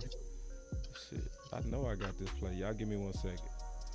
But everybody keep talking about this play to CD. I don't want to talk about that. cut off field now. I don't You know, want he- to talk about that red out zone too wide. play. Nah. That was It ugly. went Kelly Moore bag. But that's the same play This the it. Niners This run. is That it. orbital motion. This is it. Okay. All right. So this is the CD Lamb red zone play. I can't listen, y'all, bro. Because I keep hearing people say, man, Mike McCarthy play caller, bro. This was on CD to me, bro. Just keep it real. Okay. And maybe, because see what they doing, they trying to isolate CD Lamb, obviously. They trying to isolate it. But this is the worst part about this that I'm going to say. The worst part about this is they playing man coverage and that cornerback is head up to outside leverage. That is an automatic slant, bro. I'm Right. serious. Oh, see, we can hear you. Can you mute? Yeah, I mean, my kid's getting out, bro. Sorry. Okay, it's cool. So yeah, that's an automatic slant, bro, and it's a lot of like that. Oh Oh yeah. my God. Oh my God. And I'm telling you from playing Wow. corner. Listen, y'all. I'm telling y'all from playing corner. I'm telling y'all from playing corner. Listen, Because when his hips when, went Wow. when they lined up like that, Is 'cause that I'ma- Dak to change the call? it could be on Dak to change that call. It could be, bro. Like, listen to me. I'm telling you from playing corner. Whenever you play man coverage, you're supposed to play press, taking away the inside, because that's the easiest throw. And this corner from position was already ready to lose just based on how he lined up, bro. I'm dead serious. He giving that whole He inside. giving that slant Look at away, that bro. left foot. Oh, look at that left. Oh my gosh. Yeah, He his leaning. right foot is where CD right foot is, meaning he's outside of CD. Exactly. Yeah, and then it's the worst Damn, part. bro. The slants, Damn, bro. the slants Oh, was my working God. all day. That's the worst part. The slants was. See, my thing is where I thought we had analysts, didn't we? What happened to that? What happened to the people that's supposed to be The analytical people, yes. What happened? Why ain't somebody say, hey man, say that slant is working? You know what I mean? That slant is working. Like how many times did Gallup eat off the slant or Cooks eat off the slant? Now we in a red zone situation and we say, let's go high percentage throw. Bro, I mean low bro, percentage throw. he even on that play, he even got the good matchup for Cooks on the outside and just on field side. Go back to that play. All right, let's go. I just saw that and I looked at this play 100 times. Watch Cooks on the outside. Yeah, He got the good favorable matchup. Oh boy, get lost. Yeah. Oh yeah, that's six Wow. over there too. That's 6 he And got. that's a mesh concept. So like, Yeah. Wow.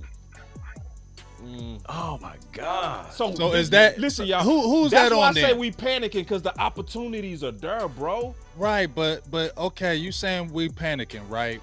But does that got to get better with that right there too? Yeah. All right, and So- this is the best way I can explain it because I play golf. So in golf, you got 4 aspects of the game: putting, chipping, your irons, and your driver. Whenever you start, all of them gonna be trash. But you go work on them and one of them go get good. The first thing that got good with me was my irons. So I start getting on the greens, I start hitting straight, start getting fun. But guess what?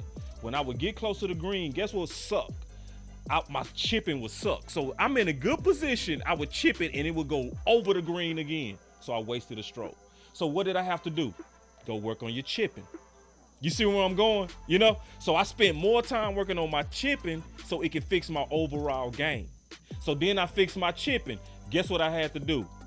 Stop 3-putting. So then I spent more time at practice what? Putting. Right? So now all your game comes together. So when I'm looking at the Dallas Cowboys, I'm saying they got their irons down. What's their irons between the 20s?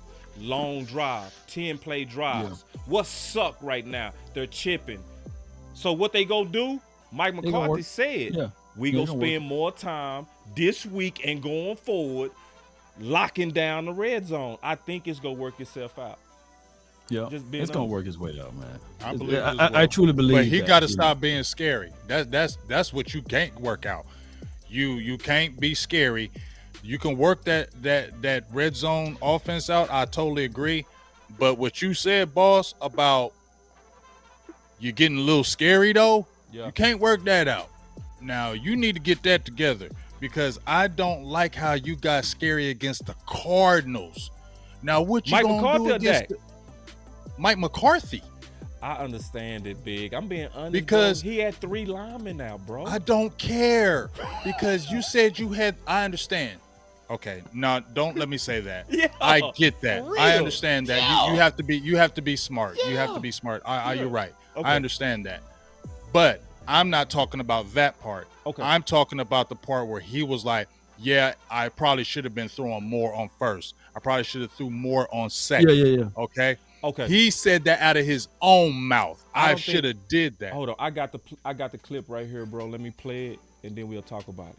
Because that's Okay. a very good point. Yeah, And then we go address it. Then we go get to some of this other good stuff. There's some good stuff we got coming. Down close and late, you were, with the behind by 2 scores, you ran a lot. Yep. You talk about that. I know the clock Yeah, management. there's a couple call. Well, yeah, I think clockwise we were fine. But yeah, it was really more of a reaction how they were playing early. Probably more in the high red. So the first and second down runs. Whether the specifics of run pass or not, but I wish I'd have been more aggressive in the passing game there on first and second down.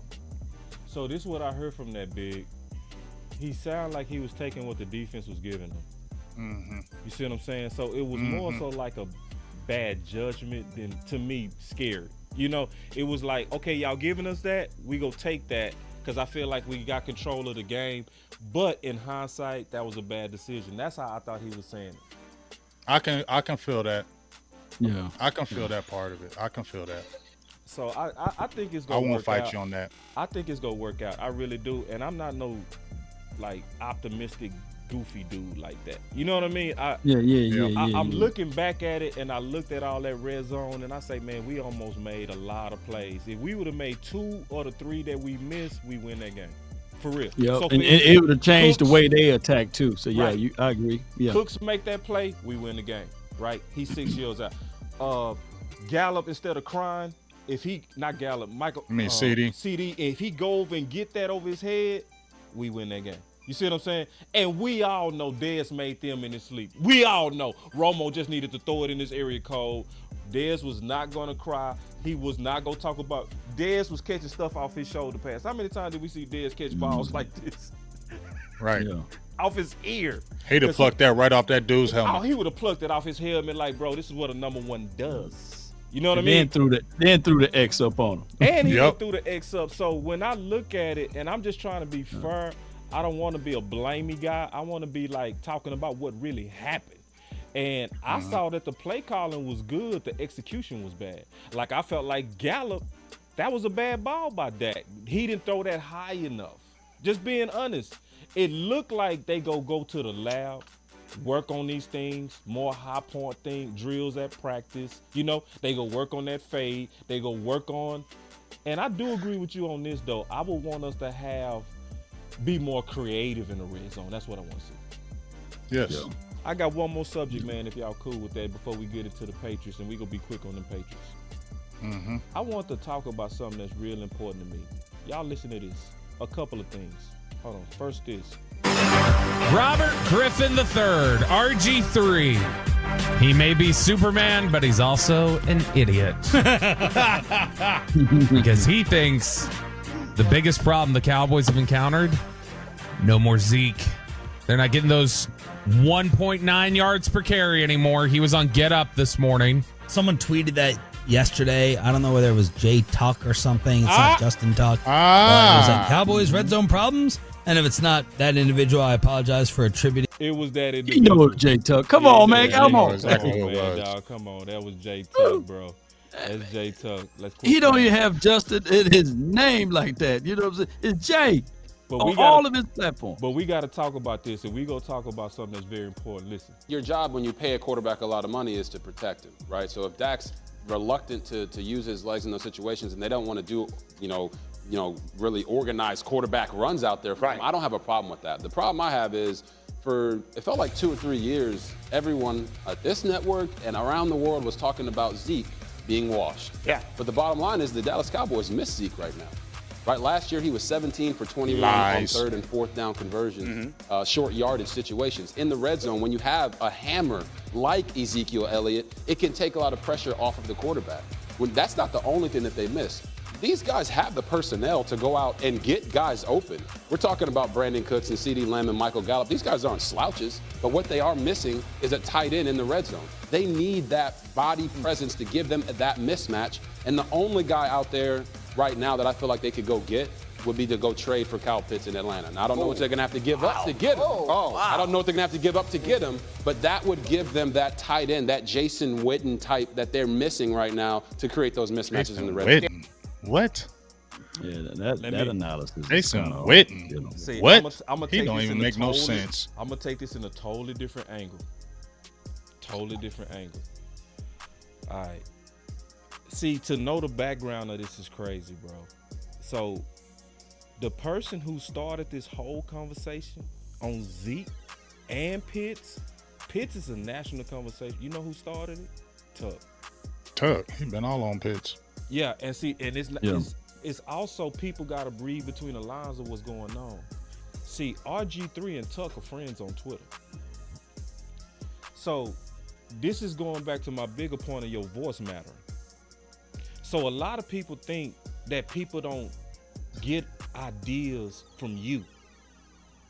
Mm-hmm. Yes, they do. I'm gonna tell you that, like, yes, it's a national conversation, and I'm gonna tell you this true, bro. Now, he said you started that Zeke stuff. No, I didn't start that. Tuck did that. That's why. Think about all the people that mentioned Tuck name. And he got to throw in West Coast too. He's been beating that drum No. I'm of that saying too. but see, West Coast ain't on Twitter like that. That's Yeah, true. You see what I'm that saying? was Like, yeah. See, now Tuck you through that. got to go to Facebook world to go get to it. Tuck through that Zeke out there, and He it went threw like on wildfire. Twitter, He threw it out there like a few days ago. 300,000 views. So did his Pitts idea. 300,000. But he just threw it out there. And this is the sad thing. I'm talking to Tuck today. And Tuck like, bro, I'm finna get out to it. I said, what? It was like, and we started talking about the pros and cons of it, and he was like, I said, and then we started, and he said, yeah, bro, that stuff took off. He said, let me go check. He didn't even know his name was ringing like that. I called him this morning. I said, bro, I just want to let you know they talking about you on the fan, bro. He said, huh? I said, yeah, they talking about you. But this is my point. He just sharing it. We could all do that. This ain't even just about Tuck. This is about your voice matter. That's evidence. When you put in the work and you put your ideas out there and you share the content and you do all the things that grow these ideas that you get in a day. Yes, somebody like RG3, somebody like what's going, man, I can show you article after article after article came out today from what Tuck started. Pitts and that Zeke conversation. And this is the worst part. Yeah. He wasn't even lobbying for Zeke. Yeah. If you go really talk to Tuck, he was like, bro, I'm like I always been doing. Obviously, I like Zeke, but it's not like that.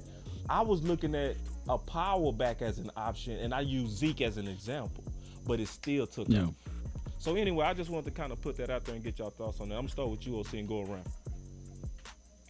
Yeah, man. I don't know if Kyle Pitts is the answer for the Cowboys at this time. I do think it's a very interesting thought.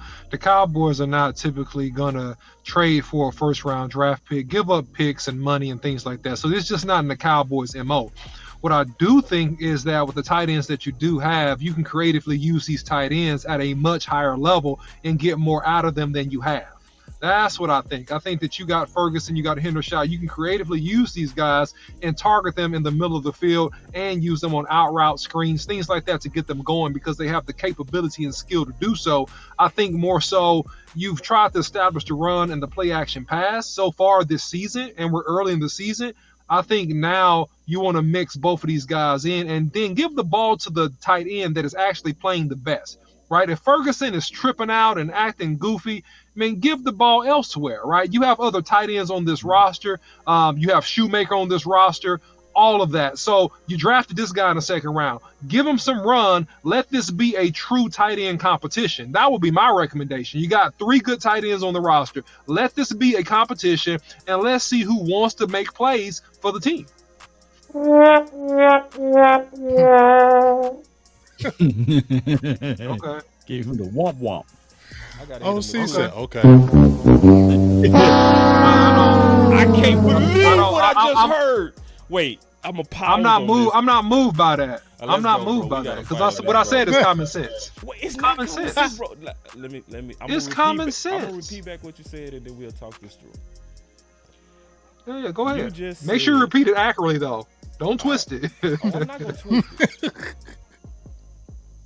You said that you don't think Pitts is the answer over Ferguson and Hendershot. I just want to be clear. I started off by saying, let me give you context because you're messing up already. I said, based upon how the Cowboys move, it's not realistic for them to make a trade for a first round pick, give money, etc. to make that trade happen. But they in light of that, trades for former first round picks. They don't typically make trades for first round draft picks, boss, that are early in their career, boss Cowboy, that are playing pretty decently. I'm saying it's not common, boss. He not. That's the. But I think it's unlikely. It's unlikely, sure, but it's a good conversation because right now his stock is plummeting. And you got other weapons over there that's really kind of taking his light. You know what I mean? Just being honest. You got other hot names over there that's pushing him more and more and more down the need totem pole. And he don't fit the style of their offense right now. He looking bust-ish, but he also could be a Mara Cooper-ish if you put him with us. You know what I mean? And I was looking at him as a red zone option. That's why I love the idea. Like for real. Like, I want the conversation. I do. Like, I really, especially if we continue to have red zone issues. Like, and that's one thing to talk about in terms of solution is like, Cal Pitts could be that guy that makes it easy instead of you trying to throw it to Brandon Cooks on fade balls. Well, here's the thing before I kick it to you guys, man. Hey, man, here's the thing, and I'm gonna give this one tidbit, and I'm gonna shut up. Then Law, you got it, and Big, you got it. There are other solutions besides Kyle Pitts already on this team that you could use to correct the red zone problems, right? The flood concepts, running all vertical routes when you're on the 5 or 10 yard line out of a tight bunch formation, that's just not a good play call. You can use crossing routes, you can use picks, you can use drags, and you got plenty of bodies on this team that can catch the football and make plays, okay? Even Turpin in the red zone on a jet sweep or something of that nature. So I'm saying that, yeah, if you can get him, as my man Law Nation would say, if you can have him come over for a cup of coffee, then okay, fine, great. But you got other people on this team that can make plays, and you're not creatively using those people to say that, oh, man, all hell is broken loose, and let's go get Kyle Pitts now. That's all I'm saying. With you. We got to get into New England unless y'all had something on that. Did y'all have something on that? Well, all I'm going to say is that, you know, given the opportunity, and I'm just going to put this out there. The only reason why Zeke and Schultz is not here because of $22 million, right? Schultz wanted 14.5 and Zeke wanted about $8 million. And that's the reason why he's not here. And he wasn't going to be willing to take a pay cut to do all of that, to see Tony Pollard take over that role, even though, you know, I get it. He did say, hey, sitting back, knowing what the greater cost would be is to see Tony Pollard do his thing. But they wasn't going to commit that much money into that spot. Now, as far as a trade option, I do like Kyle Pitts, by the way. I think that he would make this offense even more explosive. And you could just substitute my guy Peyton Hendershot into the back of the line. And then you will have Ferguson, Kyle Pitts, and Schoonmaker. And you can slowly move Schoonmaker into the mix. But there's only one thing that I'm looking for as far as the trade situation and scenario.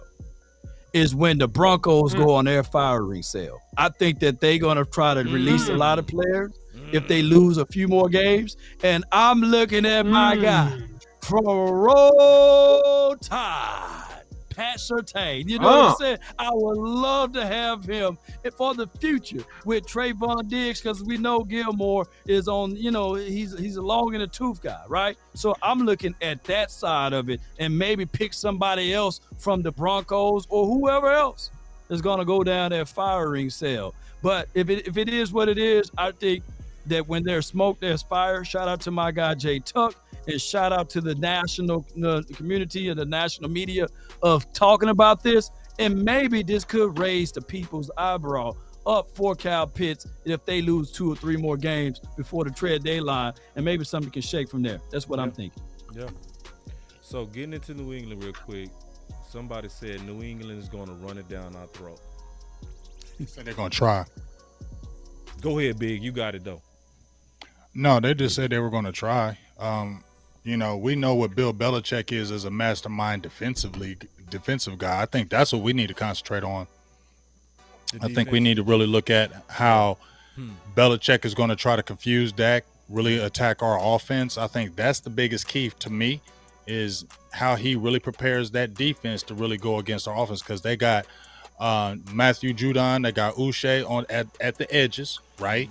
And we don't know who's going to be playing and who's not going to be playing. So I think we really need to look at that matchup, Boss, Law, and OC, because I think that's going to be the key matchup in my opinion. That defense against our offense, because obviously everybody's going to be looking at our offense now, right? Everybody's going to be looking at us, how we're going to play really in that red zone. And we know how Bill Belichick really puts together good defensive packages. That's what he does to really confuse the offense, put pressure on the offense. So I think that's the key matchup, in my opinion. And how do we really hold down those edges that'll be coming at us? Because they got those edges right there that can cause pressure, and they don't have a bad defense. You get what I'm saying? The offense might be a little bit challenged, but that defense is not a bad defense at all. Yeah. So I think that's the key. They play New England ball. I didn't mean to cut you off. No, you good. I just feel like that's the key matchup, in my opinion, how our offense really plays against their defense. But like I said, I think we just got to get more creative. I think OC said it. I just feel like we got to just get a little bit more creative, especially when we get to the near that 20. If you've been calling it aggressive, don't back down from it. We've seen time and time again teams, right, when they stay aggressive regardless of the game, it usually works in their favor. I think, in my opinion, when you stay aggressive, it works in your favor. And I feel like when you start closing it close to the vest, that's when the accidents happen. That's when turnovers happen. That's when penalties happen. I feel like that's when those type of things happen. So I feel like let's come out aggressive this whole way through, and I think that might be the key. Come with a fast-paced offense on them as well. I like to see some, coming to the line of scrimmage quick. Dak gets really good rhythm when we're doing quick plays. And remember, we were talking about in the first two games, Dak was getting the calls like with 20 seconds left, right, where he could get his pre-snap and be able to see what the defense was doing. That's also going to be key. Getting those plays out early so Dak can be able to identify this defense, identify what they're doing, so he can make the proper calls as well. Oh, yeah, big facts. Belichick going to do Belichick things. He's going to try to make you play left-handed regardless, and when you're right-handed. So this will be a good defensive type of game, but I think that our offense will eventually pull off. I don't think that their offense can do anything in this nature because they got Kendrick Bourne and a guy named Keyshawn Butte and Juju Smith-Schuster. Yeah, they're going to try to do those type of things of try to run the ball with Zeke and the other running back. His name slips me. But the thing is, I don't think Matt Jones, what's his name? Matt Jones, right? Who? Mac Jones? Who? I don't think that he can run on the edge with those RPOs. So I truly foresee that this defense is looking to crack him, you know what I'm saying, to make sure they bust him around and move him around. And keep this in mind, and the Cowboys won 9 straight games at home, and they have yet in the last 2 seasons, I believe, lose back-to-back. So this coaching staff, they're going to be hot. I'm trying not to cuss. So they're going to be hot and ready to get at this quarterback. Stop the run. Yeah, I think that, at the end of the day, man, the Dallas Cowboys have the superior team and the superior talent if you're looking at them versus the Patriots. Ultimately, I think that Jones, man, he's going to crack underneath the immense amount of pressure that he's going to see versus playing this Dallas defense, as long as we just sure up in our run fits. And we're just solid and consistent in terms of our gap integrity, filling gaps, things like that. We should be good. On the other side of the ball, though, this is what I'm interested to see. All right, I really want to see the chess match, and I want to see Mike McCarthy think his way through a football game. Think his way through a game offensively in terms of his play calls, because one of the best ever, and he's going to face him this week, is Bill Belichick. And Belichick, not only is the prep impeccable for every game, regardless if he wins or loses, his prep is impeccable. But he's great at thinking his way through a football game. And that's what great coaches do. You got to think your way through. So I want to see the adjustments in the chess match. And this is a good battery test for Mike McCarthy. And that's what I'm most interested in seeing in this game. Very good commentary on that, OC. I'm concerned about this game. Being all the way honest, I'm concerned about this game, especially coming out to Arizona.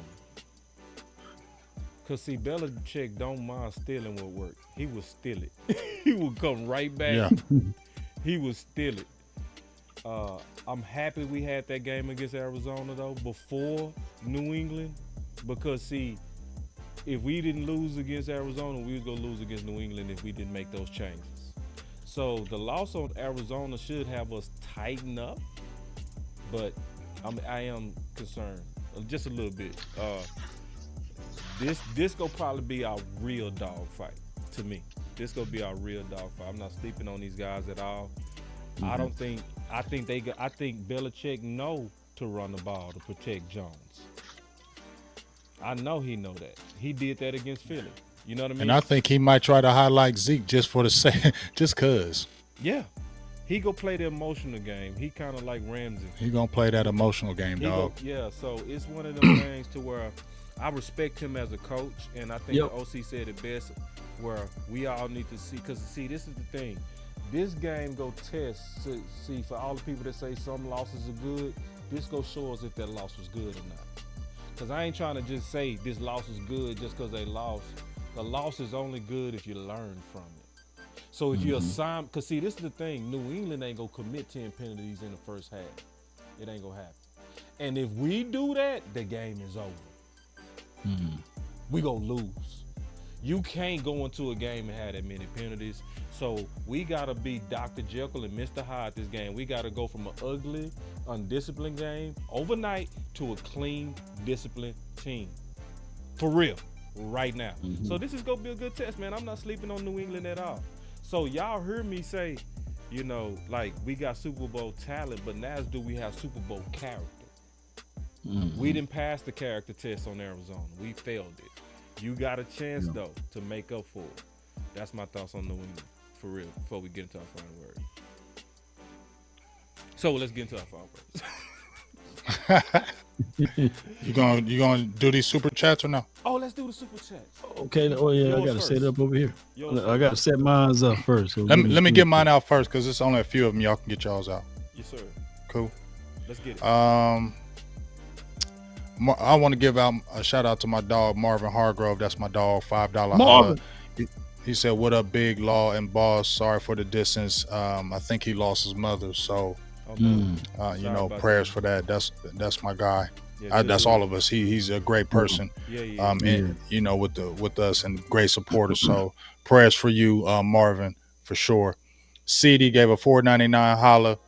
He said DQ has gotten obsessed with playing his safeties at linebacker. We simply need to stop scheming and be so cute. Good point. Eternal Dynasty, $4.99 holla. Real question is, why are our run stopping rookie not in the game against a running team?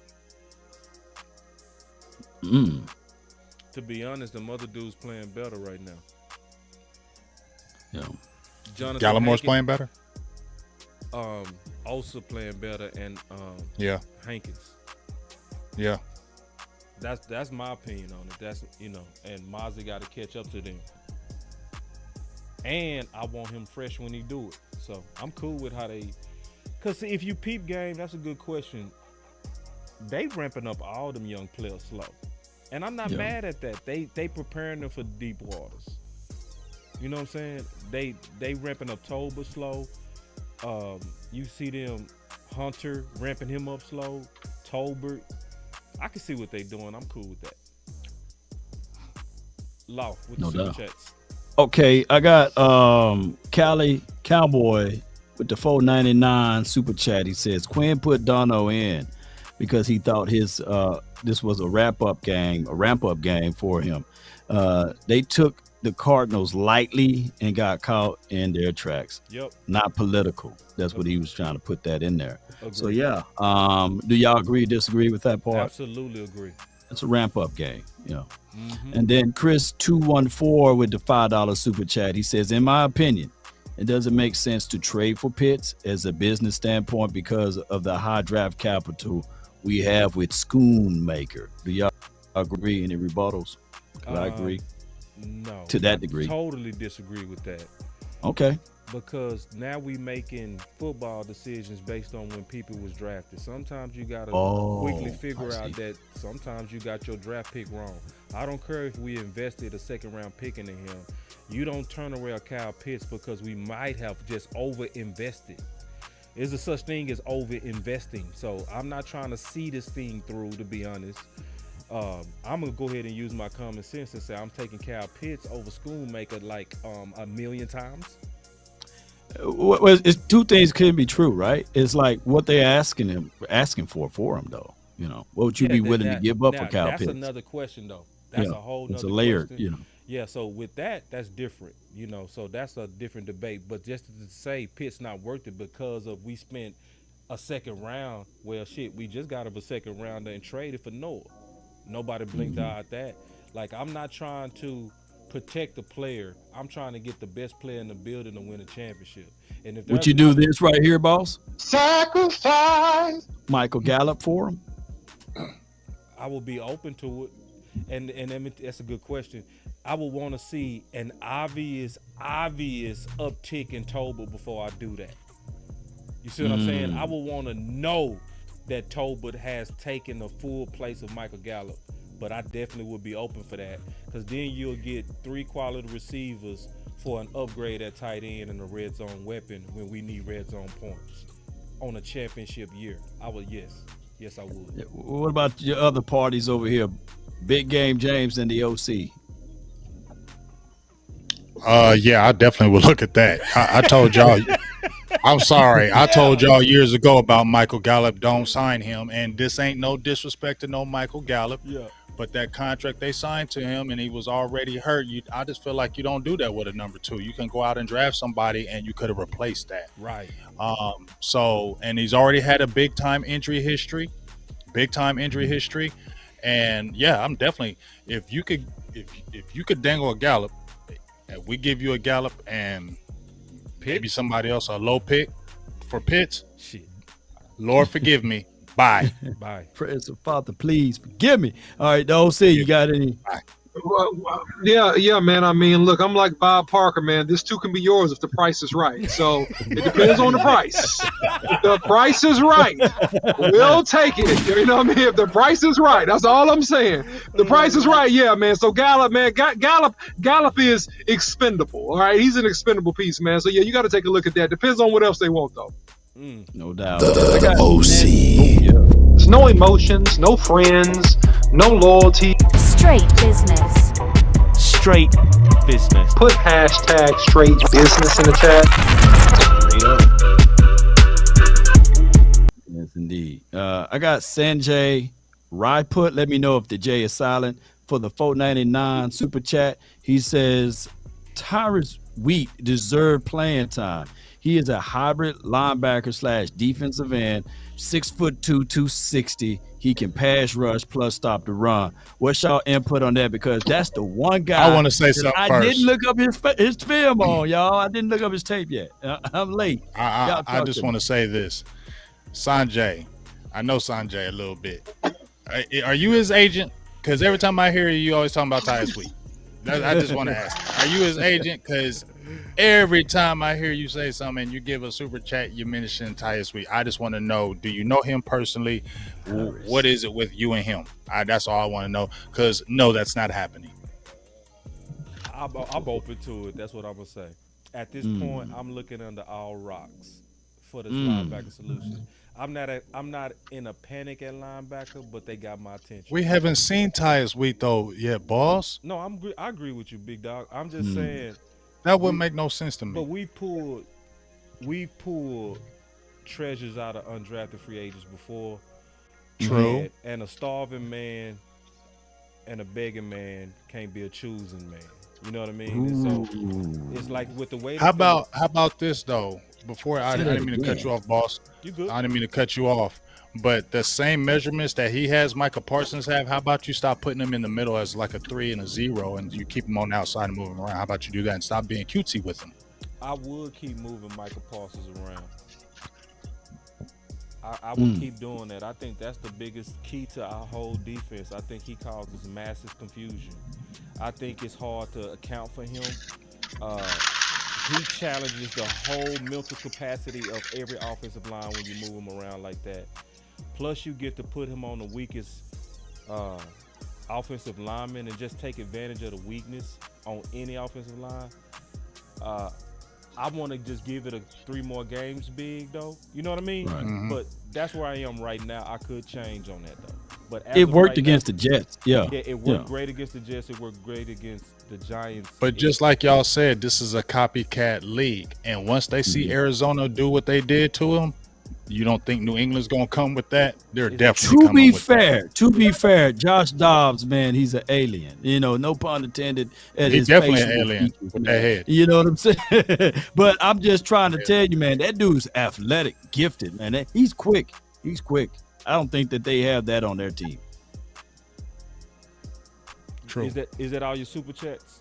Oh, my bad. Let me hurry Belichick. up, man. I got Amp Sports with the Z. He says for the $4.99 super chat, he says the LB coach also need to coach up our safety to play the linebackers. Fact. And then we're gonna just go ahead and knock this one out. Sanjay with another $1.99 for your mind.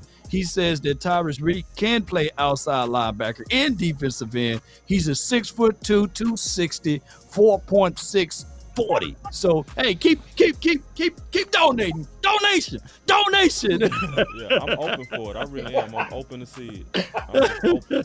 I'm not saying it's gonna work, but I'm open. That's it. All right, let me get to mine real quick. Yeah. Knowledge. Hold on. I got somebody else. It's contagious now. Knowledge 1914. He says, boss, I guess the OC won the debate last week because we just saw Dak scared to take the deep shot. Now, that's something that you and him got going on. I don't even know other debate, though, by the way. So Knowledge 1914 is shooting that one to you, but he's paying it over here. And I appreciate it. Yeah, you taking shots behind my back. And it's also wrong as hell because this is the deal. Is that debate literally has nothing to do with what you said, big dog, because Mike McCarthy literally said that he took away the deep passes because of the fear of the offensive line, and he said maybe that was a mistake. So it had nothing to do with Dak not throwing vertical. It was taken out of the playbook itself. He had 1 7-step drop the whole game. And that was by design. So they was conservative on purpose to protect Dak. And what he was saying was, looking at how the offensive line played, even though Chuma was getting killed, he felt like he could have been a little bit more aggressive than what he was, than just totally scrapping the vertical concepts of the West Coast. So that's really not a win or loss thing. That's just the way you didn't actually say in context what happened. So, I still won that debate easily over OC as I always do. No, the OC, he got me today. No, the OC, you landed a shot today. No, the OC did land a punch today. You are today. Mark, boss, you are undefeated. You're undefeated. Boss, you're undefeated. No, I'm not. No, listen, boss. No, boss, listen. You're undefeated at declaring yourself the winner. Go ahead. That was smooth. You're undefeated. That was smooth. All right, so you're undefeated. And we'll get into these final words. So here we go. And actually, I'm not, because I just admitted that you know what I'm saying? So if I was undefeated, I would have admitted it. So anyway. All right. Good comeback, man. Good comeback. Of course, it's the truth. So then Gary with the super chat, and he just showing love. He just threw down 2 bones. Appreciate it. Then James said, how do contract considerations affect physicality? Good question, and I guess he's talking about LVE. Exactly, bro. It's like, I don't care about, your contract. You need to be physical, period. I agree with that. Chris said, how can I get the 22? How can I get that all 22 film? It's a couple of ways you can get the all 22 film. The easiest and the free way is the NFL Game Pass. That's when you ain't got to pay nothing for it.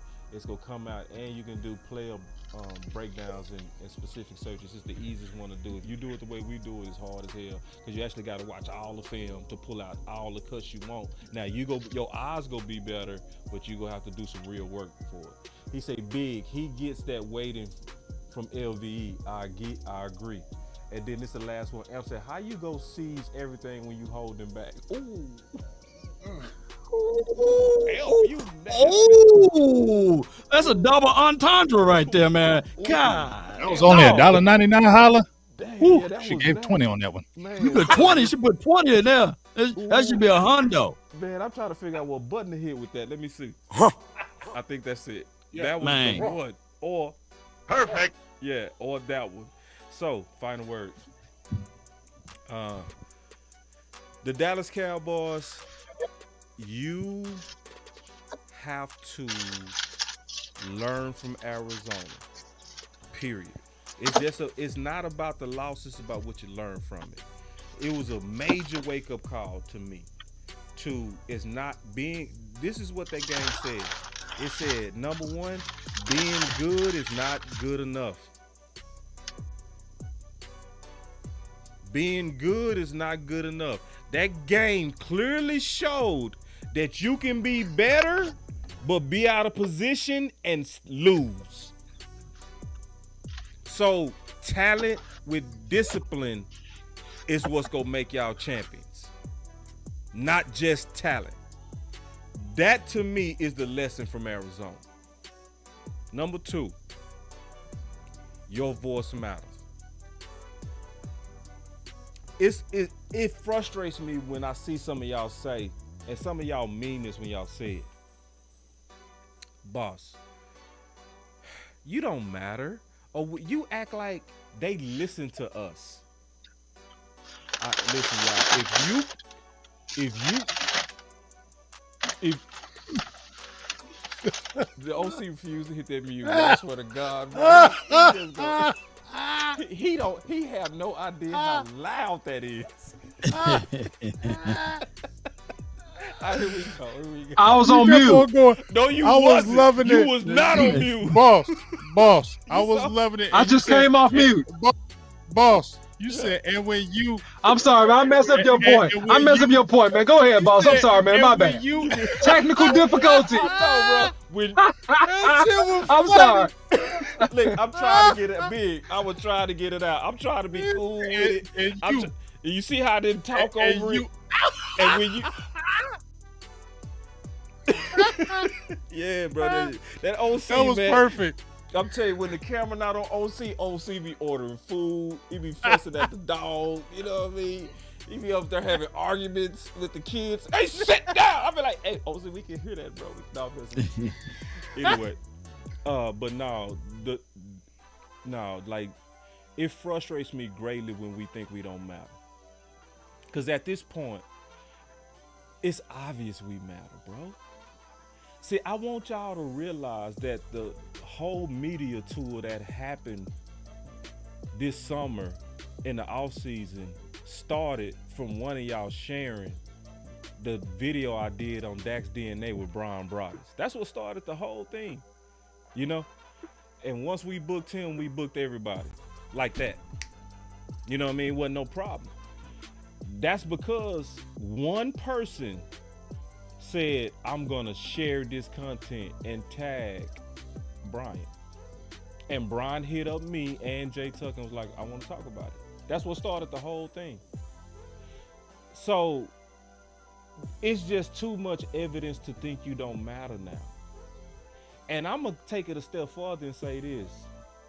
If you're not sharing the content of Law Nation, Big Game James, and the OC and myself, when you believe it and know we telling the truth, you are not doing your part as a fan to help us win a championship. I'm just gonna be all the way honest with you. You are freeloading. You allowing a lot of people to do all the work, and the only thing you giving is just your eye value. Because the eyes are valuable. It's valuable for you to watch. It's way more valuable for you to share and hit that like button to help put ideas out there that's gonna move us closer to 6. Because we didn't just talk about proms today. We also talked about how to fix what we saw today. If that's not worth a share, I don't know what is. And so this is almost like voting. It's a whole lot of people that think my vote don't matter. That's cool. Yes, your one vote don't matter, but when I add your vote up with all of the other votes, yes, now it matters. So it's one of those things to where as a movement, I want us as a final word to do more than just watch content. I'm gonna be honest. I think we need, listen, it's not right for the OC to spend 2 or 3 videos breaking down the red zone today, and Law to spend 4 hours today breaking up 3 films today, and Big to spend 30 minutes on a rant about how we can be better. And the only thing we asking some of y'all to do is to hit a like and then take another 2 seconds to hit share, and that's your job for the day, to help a movement. So that's my final word is I want to challenge everybody to learn from Jay Tuck, who basically just posted his thoughts and walked away, came back, and it was the national media on 2 of his points. He's been named by the Fan. He's been named by RG3. He was named this week by Jesse Holly, just all this week. But it was because he believes in his ideas and his thoughts, and he shares it. And we share it. And I share his thoughts as I share y'all thoughts when y'all making sense. So what I want to do is challenge everybody to not just share, but talk more. Put your thoughts out there more. Put your ideas out there more. Call in more to J Tuck, to Big Game James, to Law Nation, to the OC. Call in. Put your thoughts out there. If we open up the call line and you feel like we not telling the truth, call in and debate us. Be a man about it. Be a woman about it. Don't be scared. Don't be over here, I'm mad at boss because he said something 3 months ago, so I don't call in no more. Well, then you took your voice and you flushed it, at least on this channel. So anyway, I just wanted to say, man, your voice matter. And I just want us to do more because I know we matter. I want you to know we matter. That's my final word. Good stuff, man. That's real. Our work. We definitely matter because there'll be a whole bunch of people ghost watching. Let me tell you how much we matter. Yes. Because there are a whole bunch of you ghost face killers be in these chats. Okay. Oh, and don't say a word. Don't say a word. Just be sitting there and we see exactly what we say in newspaper articles. Yep. and write-ups and all that stuff. So yeah, they definitely watching. Our voice definitely matters. And Boss has been the forefront in that, and I really appreciate you, Boss, because you've been the forefront. Your title says your voice matters, right? Yes, sir. So I really love that because it's really true, and it to me it inspires people. So when you say that, Boss, it really I think it inspires a lot of people to get out of their shell. Yeah. So I think you need to continue to do that. Because the more you continue to do that, it gives people confidence to speak how they feel. Because some people might be scared, Boss. Some people might be scared to come out on Twitter because they like, well, maybe they'll make fun of me because I said this. You know, good point, you feel me? Some people get nervous and don't want to say it because they might get criticized on Twitter and people be talking about them. Good point. So by you saying this gives them confidence and gives them more feeling of I can do this. So you keep on doing that, Boss, because I think that brings people out of their shells and gives them the confidence to believe that their voice really does matter. Okay. So keep pushing that more than anything else. And just my my quick final thoughts on the game is, as I said, I think I feel like the defense will be better because as Law said, we're dealing with a Mac Jones. We're not dealing with a running quarterback, so I think it'll be better for us in that opinion. But I really think this game is going to come to Mike McCarthy against Bill Belichick on the offense and defensive side of the ball. Yep. That's where it's going to come down to. Yep. And that's the game within the game. And to your point, Boss, I want to see if Mike, you step up. Yep. You just had this smackdown on this game. We just had this discussion today saying, you know what, it wasn't really that bad. And Boss, you said a lot of good things to make me back up a little bit. Like, yeah, you're right. Looking at it another way, it wasn't that bad. But this game right here, you can't have 2 ones. You can't have 2 bad ones. You can't have 2, bro. You can't have 2 bad ones. Agreed. Because now people gonna be like, that's a trend. Yes, okay. A trend. So you got to. This is a huge game, like you said, Boss. I'm in agreement with a lot of things you said on your final word. But this is a huge game because that Cardinals game could be a blip. The second game, that can't be no anomaly. So Cowboys got to get together. They got to handle their business. And Mike McCarthy, you got to take care of it and show everybody that game was just one of them messed up games and we're going to move forward. So that's my final word. Hey, I love being a Cowboy. Big Game James. Game changer. Let's have some fun. Let's have a good time, man. Let's kick it. All right, guys. So listen, this is a game that the Cowboys can lose. I want everybody to know that. So I'm going to go on record now and say that if the Cowboys show up flat and they're not prepared, they can lose this game. Yep. The good part is that we don't have an athletic quarterback that we're playing against. The bad part is that we got a master defensive guy that we're facing. This is going to be the first battery test for Mike McCarthy, the true battery test to show that he's the man and he's the biggest dog offensively in terms of concept and getting his team prepared to execute. Expect for Ezekiel Elliott to get a lot of carries in this game to try to begin to impose his will on this Dallas defense. I think the Cowboys, if we're ready, we should win this game late. I do not think this is a runaway blowout victory for the Cowboys. I think it's going to be some battles in this game, and it's a good test for the Cowboys. It'll be interesting to see. We got to make the adjustments. We got to clean up the nonsense, and I think we'll be in good shape. That's my final word. Perfect final word. No doubt, you got to clean up the nonsense. And the guy that's in the forefront of all of this on the defensive side of the coin is Micah Parsons.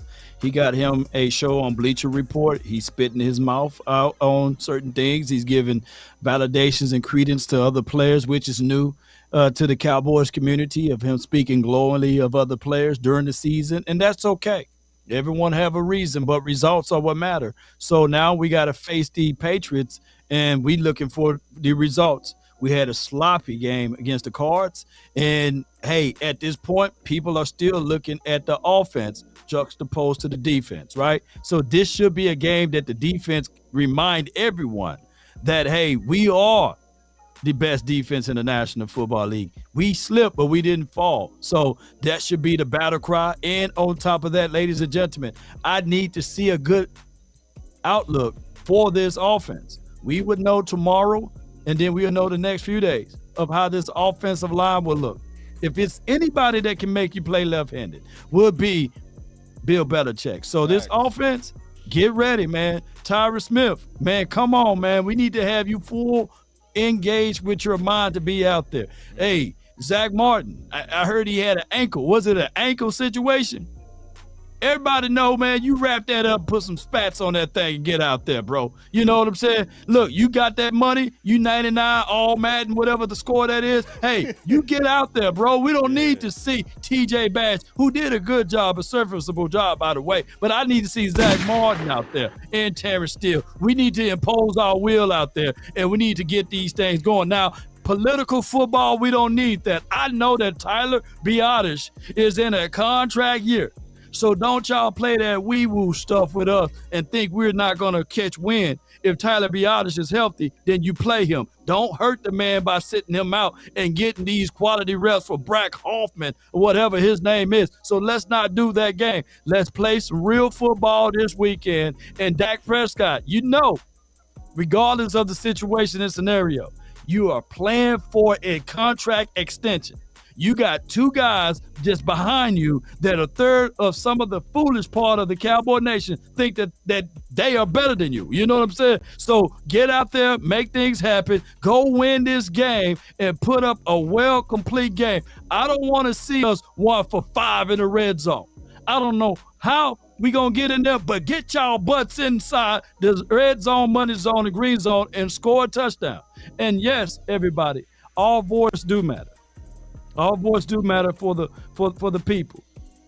And I'm going to drive home with this, but there are a selective few to think that when things go bad and things go wrong, that either we are hyping up players or we trying to get in front of things and not talk bad about players. No, that's not the case nor the scenario. We do know that our voice matter, but at times to Jerry Jones and company, because the 4-letter, the 3-letter, as well as the local media can hear us and they know we move a certain way. They pick ideas from us. They write articles based off of what we say. But sometimes when we spit something at Jerry Jones, it's like a bug hitting the windshield. He hear it and he just keep driving. And then we spit something else and it hits the windshield. And it hits the windshield and it hits the windshield until it gets smeary, until it get muddy. And then he have to stop his vehicle and get out and wipe it off. And that's what Jerry Jones been doing. Yes, he can hear us, but we need to have a loud enough voice, and it's through y'all, that we shatter that windshield. Right. And he fool around and pay attention and bring in Jimmy Johnson and insert him into the Ring of Honor. Right. Because at the end of the day, we've been banging on that drum of letting people know, hey, put Jimmy in the Ring of Honor, Jerry. You know you hear us. Yep. So let's go ahead and do that. Because I truly believe our voice do matter. He just refuses to take control and understand what we were saying with that part of it. But that's all my thoughts on that part of it. Big Game James and the OC and Boss Cowboy Sports. 3, 2, 1, drop it. And remember, you're listening to nothing but the best. Those grills rub it hard. Let's go. It's time to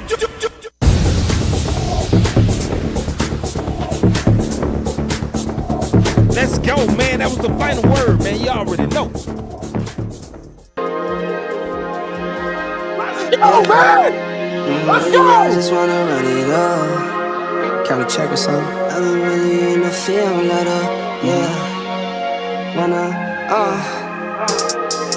I've been really in the field, let her rush, I let her feel. Lately, I just wanna run it up. Don't need no deals, I make the deal. Oh, you was saying something, bro? Lately, I just Who, wanna me? run it I up. thought you just said something. Oh, no, I pressed that let's go button. You know? Oh, yeah. We about that life. Y'all make sure y'all hit that like, man, on everybody's channel. Appreciate everybody, man. It was the final word, man. Much love. Greens and pinks, it's all the same. I still say and roll my change. Take some losses when I He play. can leave before the benediction. There you go. We love said that. I know, man, boy, trying to leave before the benediction. You got to get the whole thing, the whole effect. You got to get everything, man. You got to watch me click all these buttons and Law got to hit all the sound effects, man. Let's go. Yes, indeed. He putting $2 in the collection plate. We love knowing that, you know. Let's go, man. Don't lose heart, Cowboy Nation, man. We got a bump in the road, but we okay. We okay. No panicking over here. DC Foil, let's go. Hey, Eastside Harold finally happy, man. Oh, he's back. Oh, you know Hey, he's back. back. Oh, welcome back, Eastside. Welcome back.